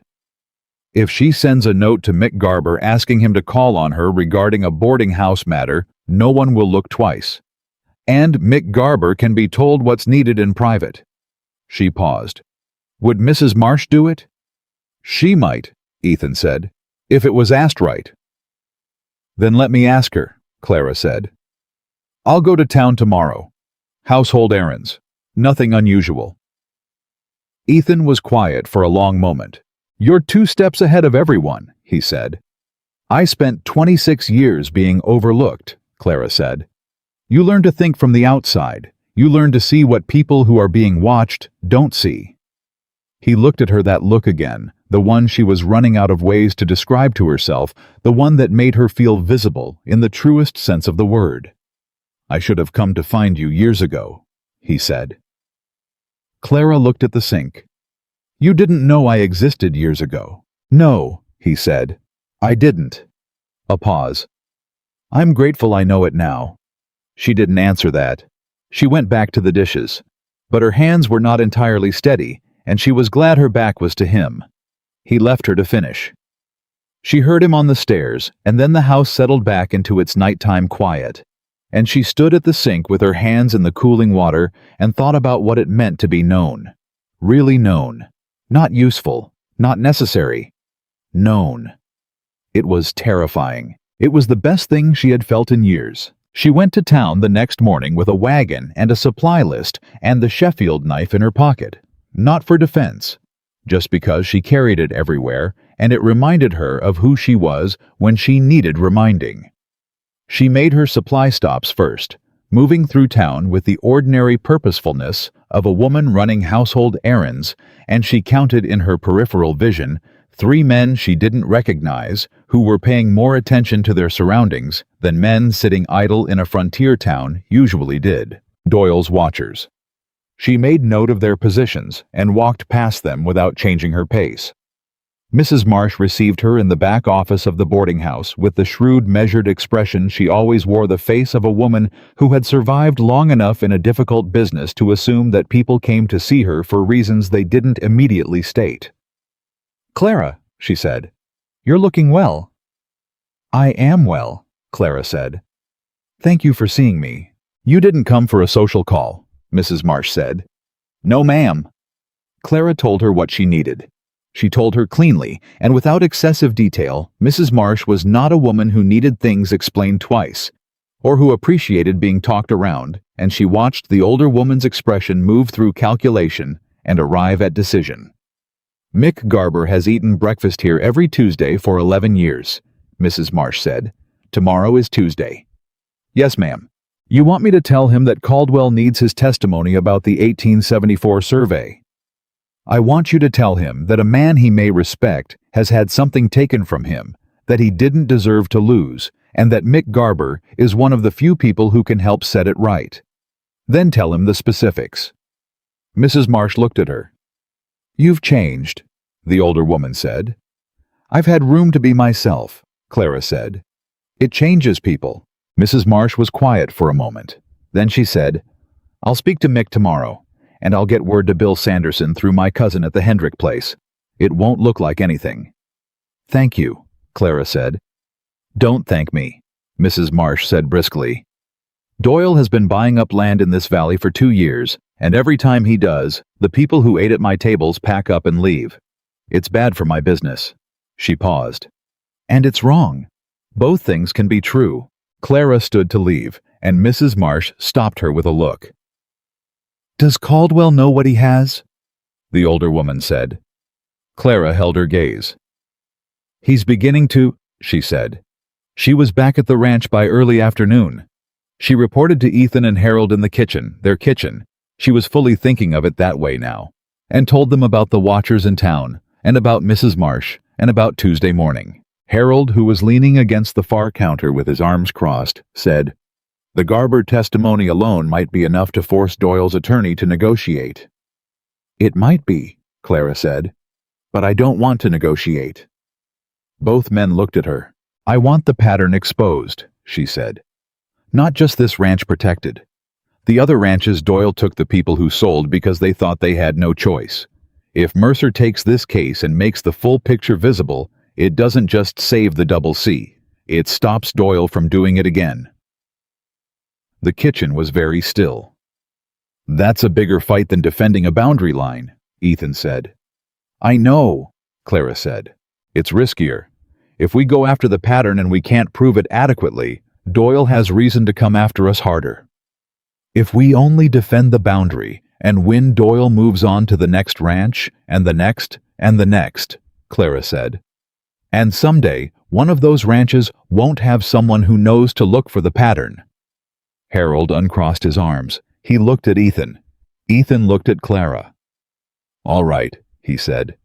"We go after the pattern." Mercer arrived on Saturday quietly, the way Clara had requested, coming in from the North Road, rather than through town, arriving at the ranch at an hour when Doyle's watchers would be at the saloon, rather than the road. He was a compact, precise man, with a lawyer's habit of listening without expression, which Clara found immediately comfortable.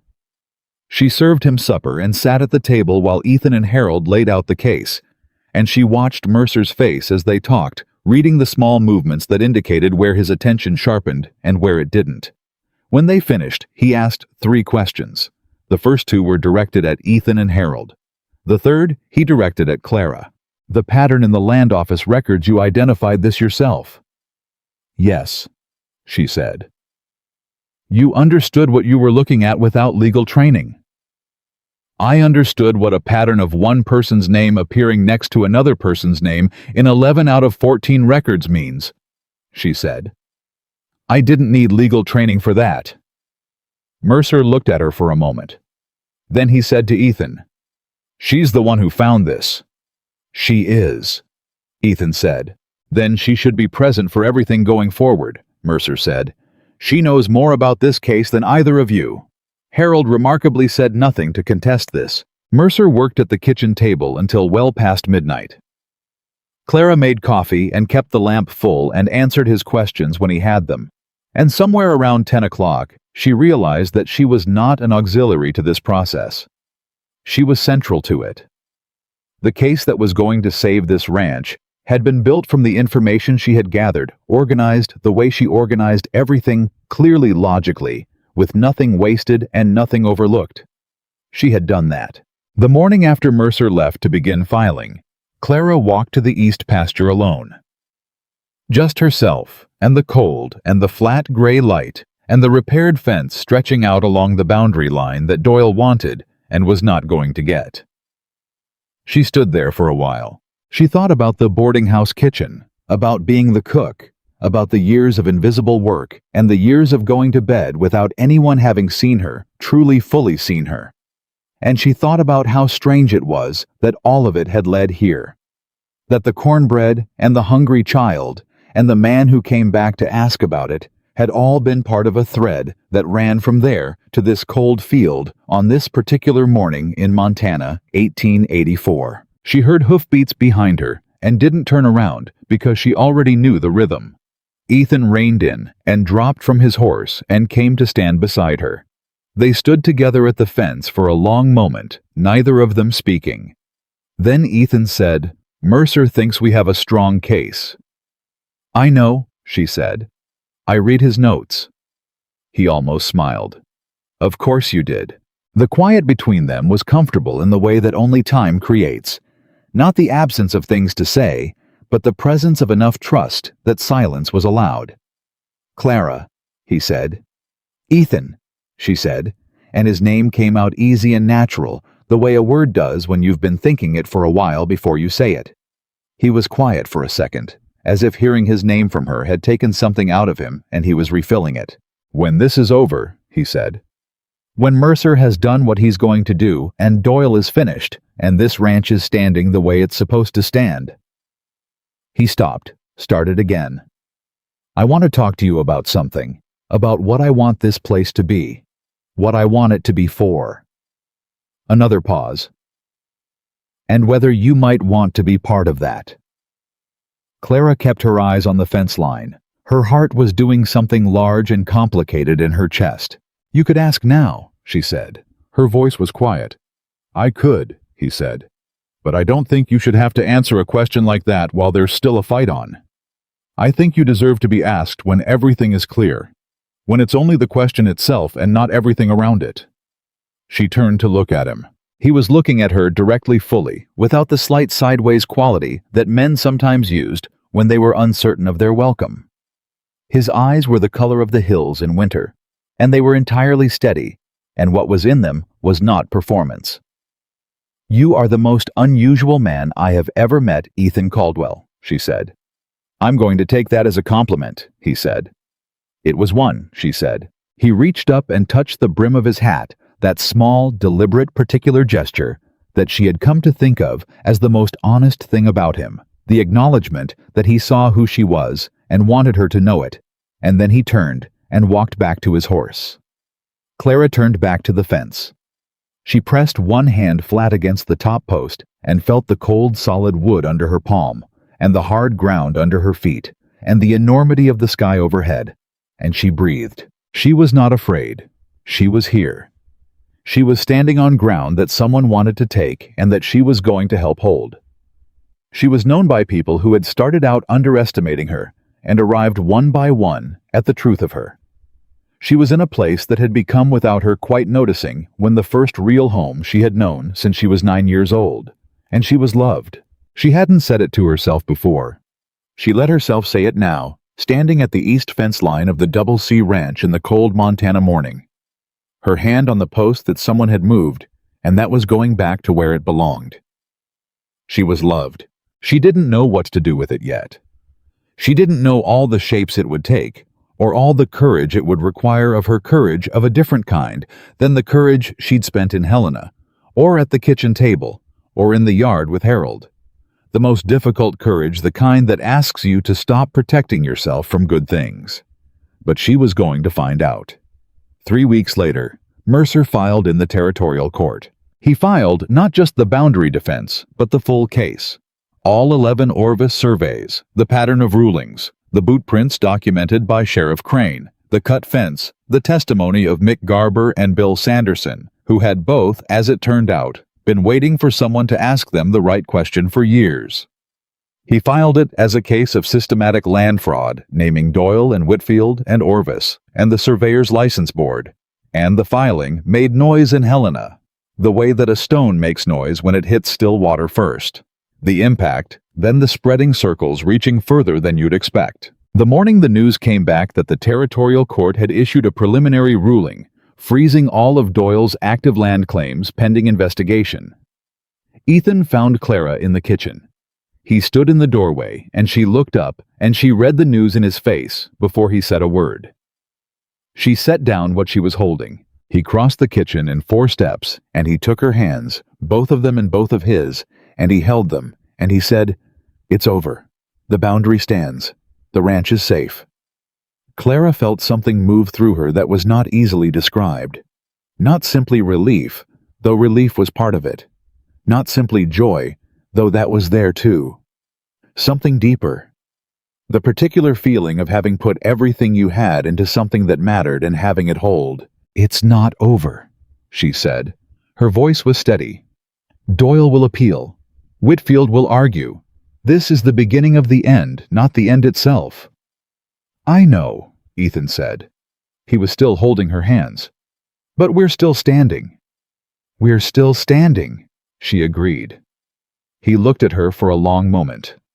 "I said I'd wait until the fight was clear," he said. "You did," she said. "It's clear enough," he said. "Can I ask you now?" The kitchen was warm around them. Outside she could hear the ranch coming to life. The men in the yard, the horses, the ordinary sounds of a working day beginning the way working days did when the people who made them felt like they were working for something. "Yes," Clara said. He looked at her steadily, fully, without hurry. "Will you stay?" he said. "Not as the cook. Not under any arrangement or agreement or trial period. Just stay. Be here. Be part of what this place is." Clara looked at this man holding her hands in her kitchen. She thought about the boarding house, about the faded brown dress and the empty skillet and the child in the hallway and the years of invisible work. She thought about everything it had cost her to walk out of that life and into this one. She thought about Cornbread. "Yes," she said. "I'll stay." Ethan's hands tightened on hers just briefly, just enough, and that small pressure said more than a speech would have. From the doorway, somebody cleared his throat. They both looked up. Harold Bennett was standing in the kitchen doorway, with a look on his face that was made up of approximately equal parts discomfort, dignity, and what Clara was now able to identify with certainty as genuine warmth. "Breakfast," Harold said, "is going to be late if nobody starts it." Clara looked at him. She reached out without a word and handed him the apron from the counter. Harold stared at it. "Mr. Bennett," she said serenely, "you know where the biscuit tin is?" The look on Harold Bennett's face in that moment was something Clara Whitmore would remember for the rest of her life. The absolute indignation of a proud man being handed an apron by a woman he had at this point fully and completely stopped underestimating.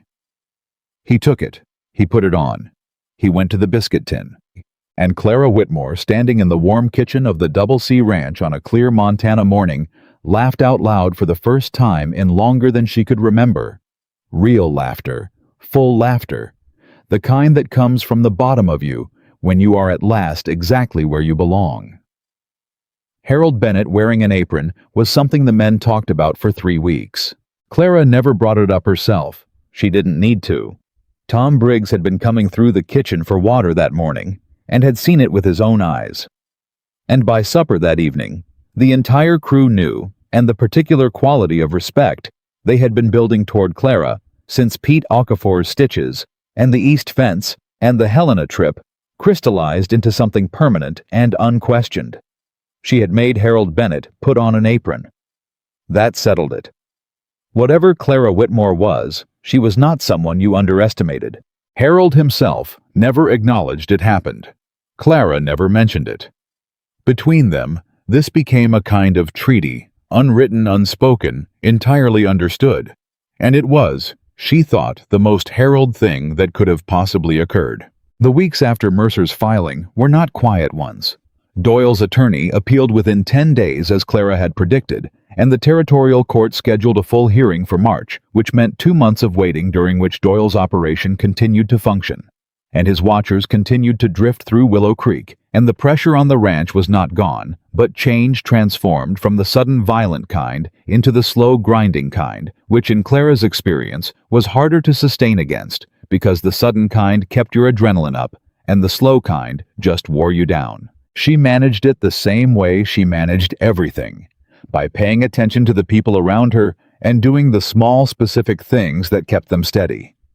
She noticed when the men were getting tight with anxiety, and she made pie, actual pie, not the workday kind, but the serious kind, the kind that took half a day, and she put it on the table without explanation, and watched the tightness ease around the edges, as men ate something that tasted like someone cared whether they were all right. She noticed when Ethan was sitting up too late with his papers, and she brought him coffee without being asked, and sat down across from him and said, "Tell me what you're worried about." And she listened, really listened, the full weight of her attention. And sometimes she had something useful to add, and sometimes she didn't. But either way, he looked less alone at the end of it, which was the point. She noticed when Harold was moving carefully and favoring his left side, which meant his back was causing him trouble again. And she made a compress without commenting on it, and left it on his workbench with no note and no expectation of acknowledgement. And the next morning, Harold came in for his coffee and set a jar of honey on her counter without looking at her and said, "From the general store," in a tone that made it clear this was not a gift so much as a naturally occurring event, and she said, "Thank you, Mr. Bennett," in a tone that made it clear she understood completely. It was in the deepest part of that long waiting winter that the thing happened, which Clara had not seen coming. She should have. Looking back, she would understand that the signs had been there, but she had been focused outward on Doyle, on the case on the ranch, and the men, and Ethan. And she had not been paying enough attention to what was happening inward, which was unlike her, and was, she would later think, what love did to a person's peripheral vision. It was a Tuesday evening. The men had eaten and gone. Ethan was somewhere with Harold going over the winter cattle numbers. Clara was alone in the kitchen, doing what she often did in that quiet hour, not working exactly, just present, straightening things, letting the day slow down. There was a knock at the back door. She opened it. The girl was standing there, not small anymore. Taller, thinner, with hair that had been recently combed. Someone was caring for her then, and eyes that were older than they'd been a year ago, in the way that children's eyes get older, when they've had to grow up a little. But Clara knew her, knew the shape of her face, knew the way she held her chin.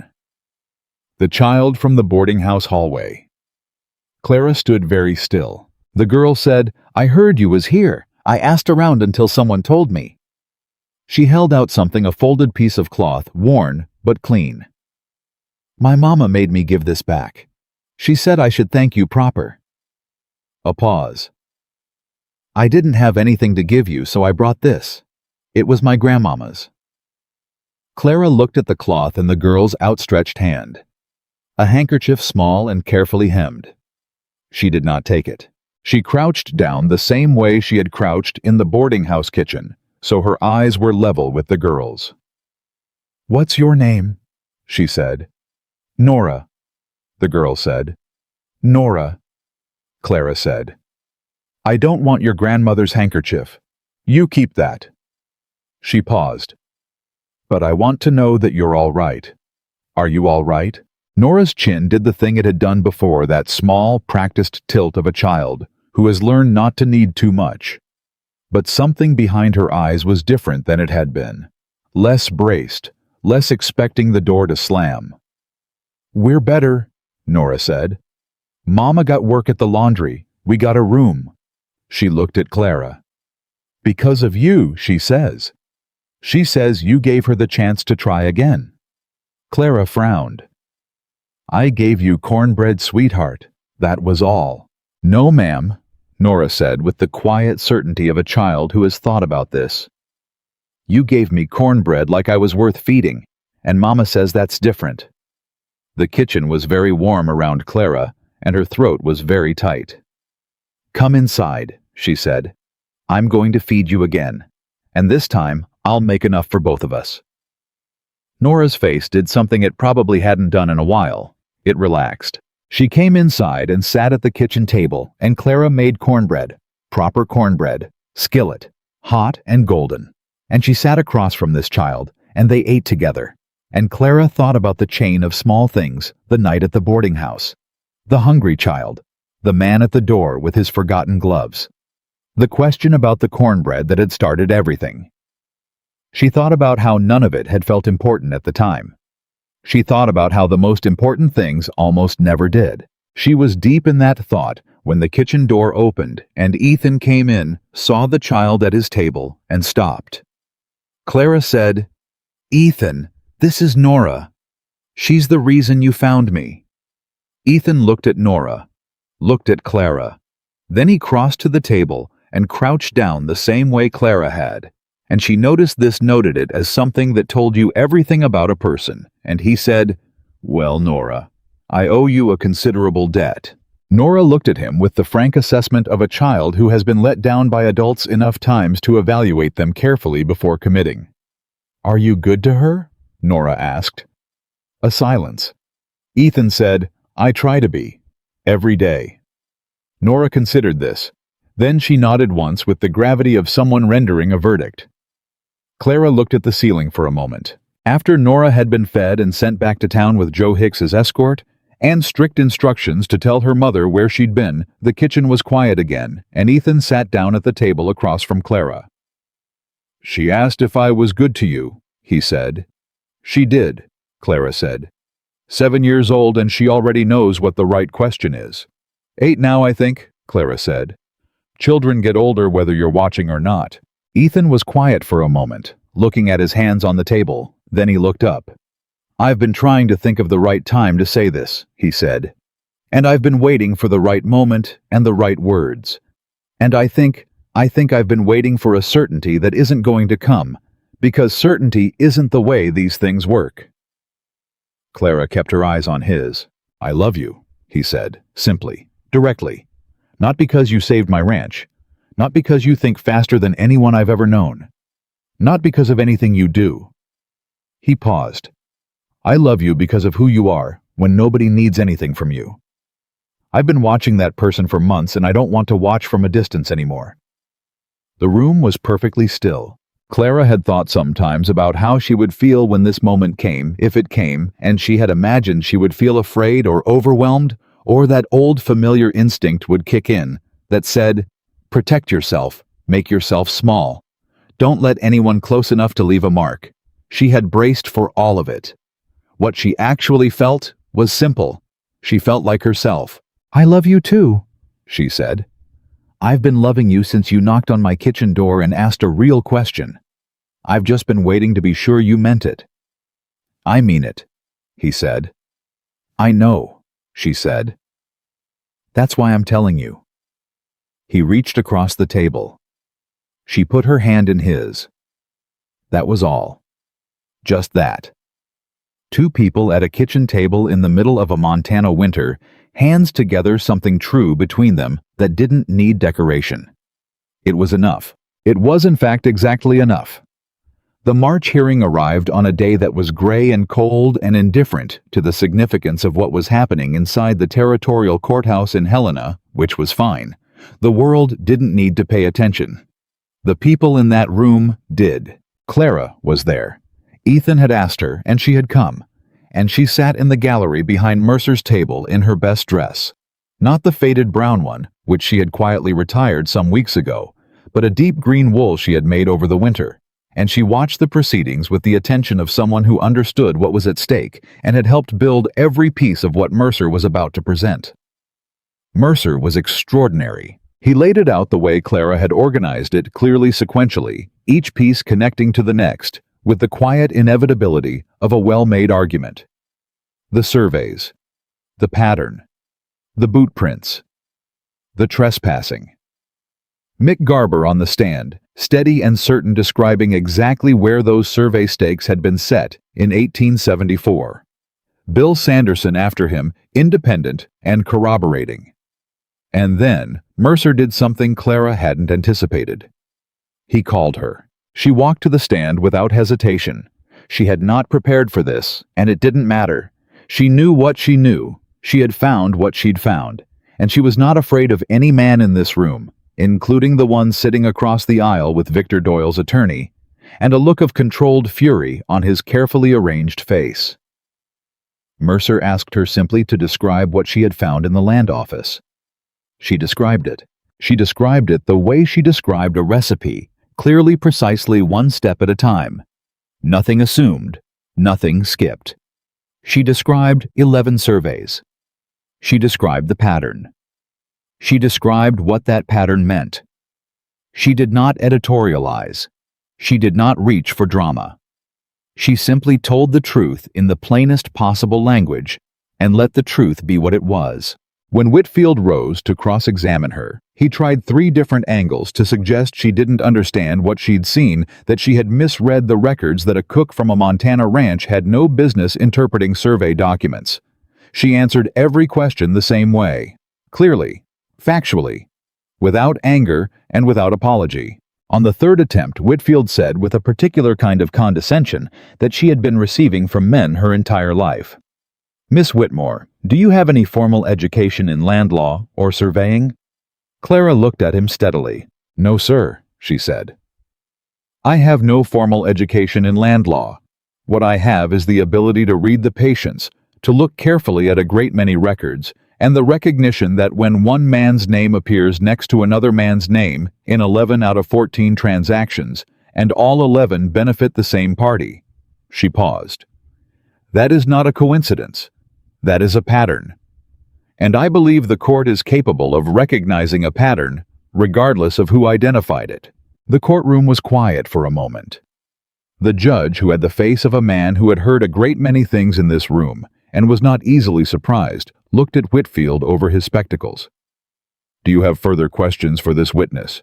the judge said. Whitfield sat down. The ruling came 4 days later. The boundary claim was dismissed. The Double C Ranch Eastern Line stood exactly where it had stood in 1874, exactly where Mick Garber and Bill Sanderson and Harold Bennett's 11 years of fence riding said it had always stood. Doyle's survey was declared fraudulent. The case against R.J. Orvis was referred to the Surveyor's Licensing Board. Whitfield's conduct was noted in the court record in language that would follow him to every judge in the territory. And Victor Doyle, who had spent years building an empire out of other people's land, one fraudulent survey at a time, was finished in Montana. The word reached the ranch by telegraph on a Thursday afternoon. Ethan was in the barn. Harold was on the South Line. Tom Briggs brought the message to the kitchen where Clara was standing at the stove, and he held it out with both hands, like it was something fragile, and she read it once, and then set it on the counter, and stood very still. She heard Tom go out. She stood in her kitchen, and she let herself feel it fully, without managing it, without being efficient about it. The whole weight of the past months, the fear she hadn't shown, and the work she hadn't stopped doing, and the love she hadn't been sure she was allowed to have, all of it moving through her at once, and she pressed one hand flat against her chest, the way she had done that first night in the boarding house kitchen, when Ethan had walked out the door and she hadn't known what had just happened. She knew now. She heard boots on the kitchen floor. Ethan came and stood beside her. He had read Tom's face apparently because he looked at her and not at the paper. "Well," he said. "It's over," she said. Her voice was steady. "It's really over." "Yes," he said. She turned to look at him. This man who had come into a boarding house and eaten a meal and asked who made the cornbread and changed everything. Changed her, given her a kitchen and a room with an east window and a table where decisions were made, and a name that people said with respect, and a love she had almost been too afraid to accept. "Ask me again," she said. He looked at her. "You asked me to stay," she said. "Ask me properly." He understood. She watched him. Understand. Watched something move across his face that was not performance and not hesitation, but simply a man who had been waiting for the right moment and had just recognized it. He took her hands. "Clara Whitmore," he said, "will you marry me not as the cook, not as the woman who saved this ranch, as the person I want beside me for everything that comes after, every hard season and every good one, every morning at this table?" Clara looked at him for a long moment. She thought about the girl she had been orphaned, invisible, feeding people who never asked her name. She thought about the woman she had become, the woman who went to Helena alone, who stitched Pete's arm and faced Harold Bennett and testified in a territorial courtroom with her voice steady and her hands still. She thought about the distance between those two people and how far she had traveled to stand in this kitchen on this afternoon. She had not traveled it alone. "Yes," she said. "I will marry you." His hands tightened on hers. From somewhere down the hall, Harold Bennett's voice came flat and dry as a Montana plain. "About time." Clara closed her eyes. "How long has he been standing there?" she said quietly. "A while, I think," Ethan said. His voice was not quite right, the way a voice gets when you're holding back something that would otherwise come out as laughter. "Mr. Bennett," Clara called. Footsteps. Harold appeared in the kitchen doorway, arms crossed, expression composed into careful neutrality. "Congratulations," he said. "Now, are we going to have supper, or are we going to stand here making it an occasion?" Clara let go of Ethan's hands. She picked up her apron, and then she held it out to Harold. He looked at the apron. He looked at her. "Miss Whitmore," he started. "Mrs. Caldwell," she said, "will take a few minutes. Mr. Bennett, the biscuit tin is where it's always been." The sound Harold Bennett made was not quite a laugh, and not quite a word, and was entirely genuine, and it filled the kitchen the way warmth fills a well-built room, completely, without a cold corner left anywhere. He took the apron. He went to the biscuit tin, and Clara Whitmore, who had fed a hungry child in a dark hallway and been seen by a man who came back for his gloves, who had ridden to Helena alone and testified in a courtroom, and loved a man she hadn't known to hope for, stood in her kitchen and watched Harold Bennett make biscuits, and she felt the fullness of a life that had refused even when she hadn't believed in it to stay small. The Double C Ranch grew in the years that followed. The eastern pasture stood. The men stayed, most of them, and the ones who came after them inherited a table where they were fed by someone who knew their names and their habits, and the precise way that care given without condition changes a person's capacity to work and to stay, and to be in the truest sense home. Nora came back in the summers. She grew up with the Caldwell children, 3 of them eventually, and she learned to make cornbread in Clara's kitchen, and she never forgot that the reason she had a different life than the one she'd been headed toward was a woman who had crouched on a boarding house floor and asked her name. Willow Creek changed too slowly, the way small frontier towns change when someone in them demonstrates that the way things have always been is not the only way they can be. Clara Caldwell was not invisible in Willow Creek anymore. She was not the cook. She was not the heavy-set woman in the faded dress that nobody thought to ask about. She was Clara Caldwell of the Double C Ranch. She was the woman who had gone to Helena and read the records and testified without flinching, and helped bring down a man who had been stealing land for years. She was the woman whose table fed anyone who needed feeding, and whose kitchen door was never quite fully closed. She was the woman Ethan Caldwell had asked about over a plate of cornbread. She was the woman who had given away her last meal to a hungry child and been seen doing it, and had let that being seen change the course of her life, and had not wasted a single thing it gave her. Years later, when her daughter, the middle one, who had her mother's dark hair and her father's steady eyes, and both of their habit of noticing things that needed to be done without being asked, was old enough to stand at the stove beside her, Clara told her about the night in the boarding house. She told it plainly, the way she told everything. The child in the hallway, the cornbread, the empty skillet, and the man with his forgotten gloves. The question simple, direct the question that nobody had ever thought to ask before. Who made that cornbread? Her daughter listened. Then she said, "Were you scared when he kept coming back?" Clara thought about it honestly. "Yes," she said. "I was terrified." "Why?" "Because I wanted it to be real," Clara said. "And things you want that much are terrifying because you can lose them." Her daughter was quiet for a moment, mixing the batter the way she'd been taught, not too much, just until it came together.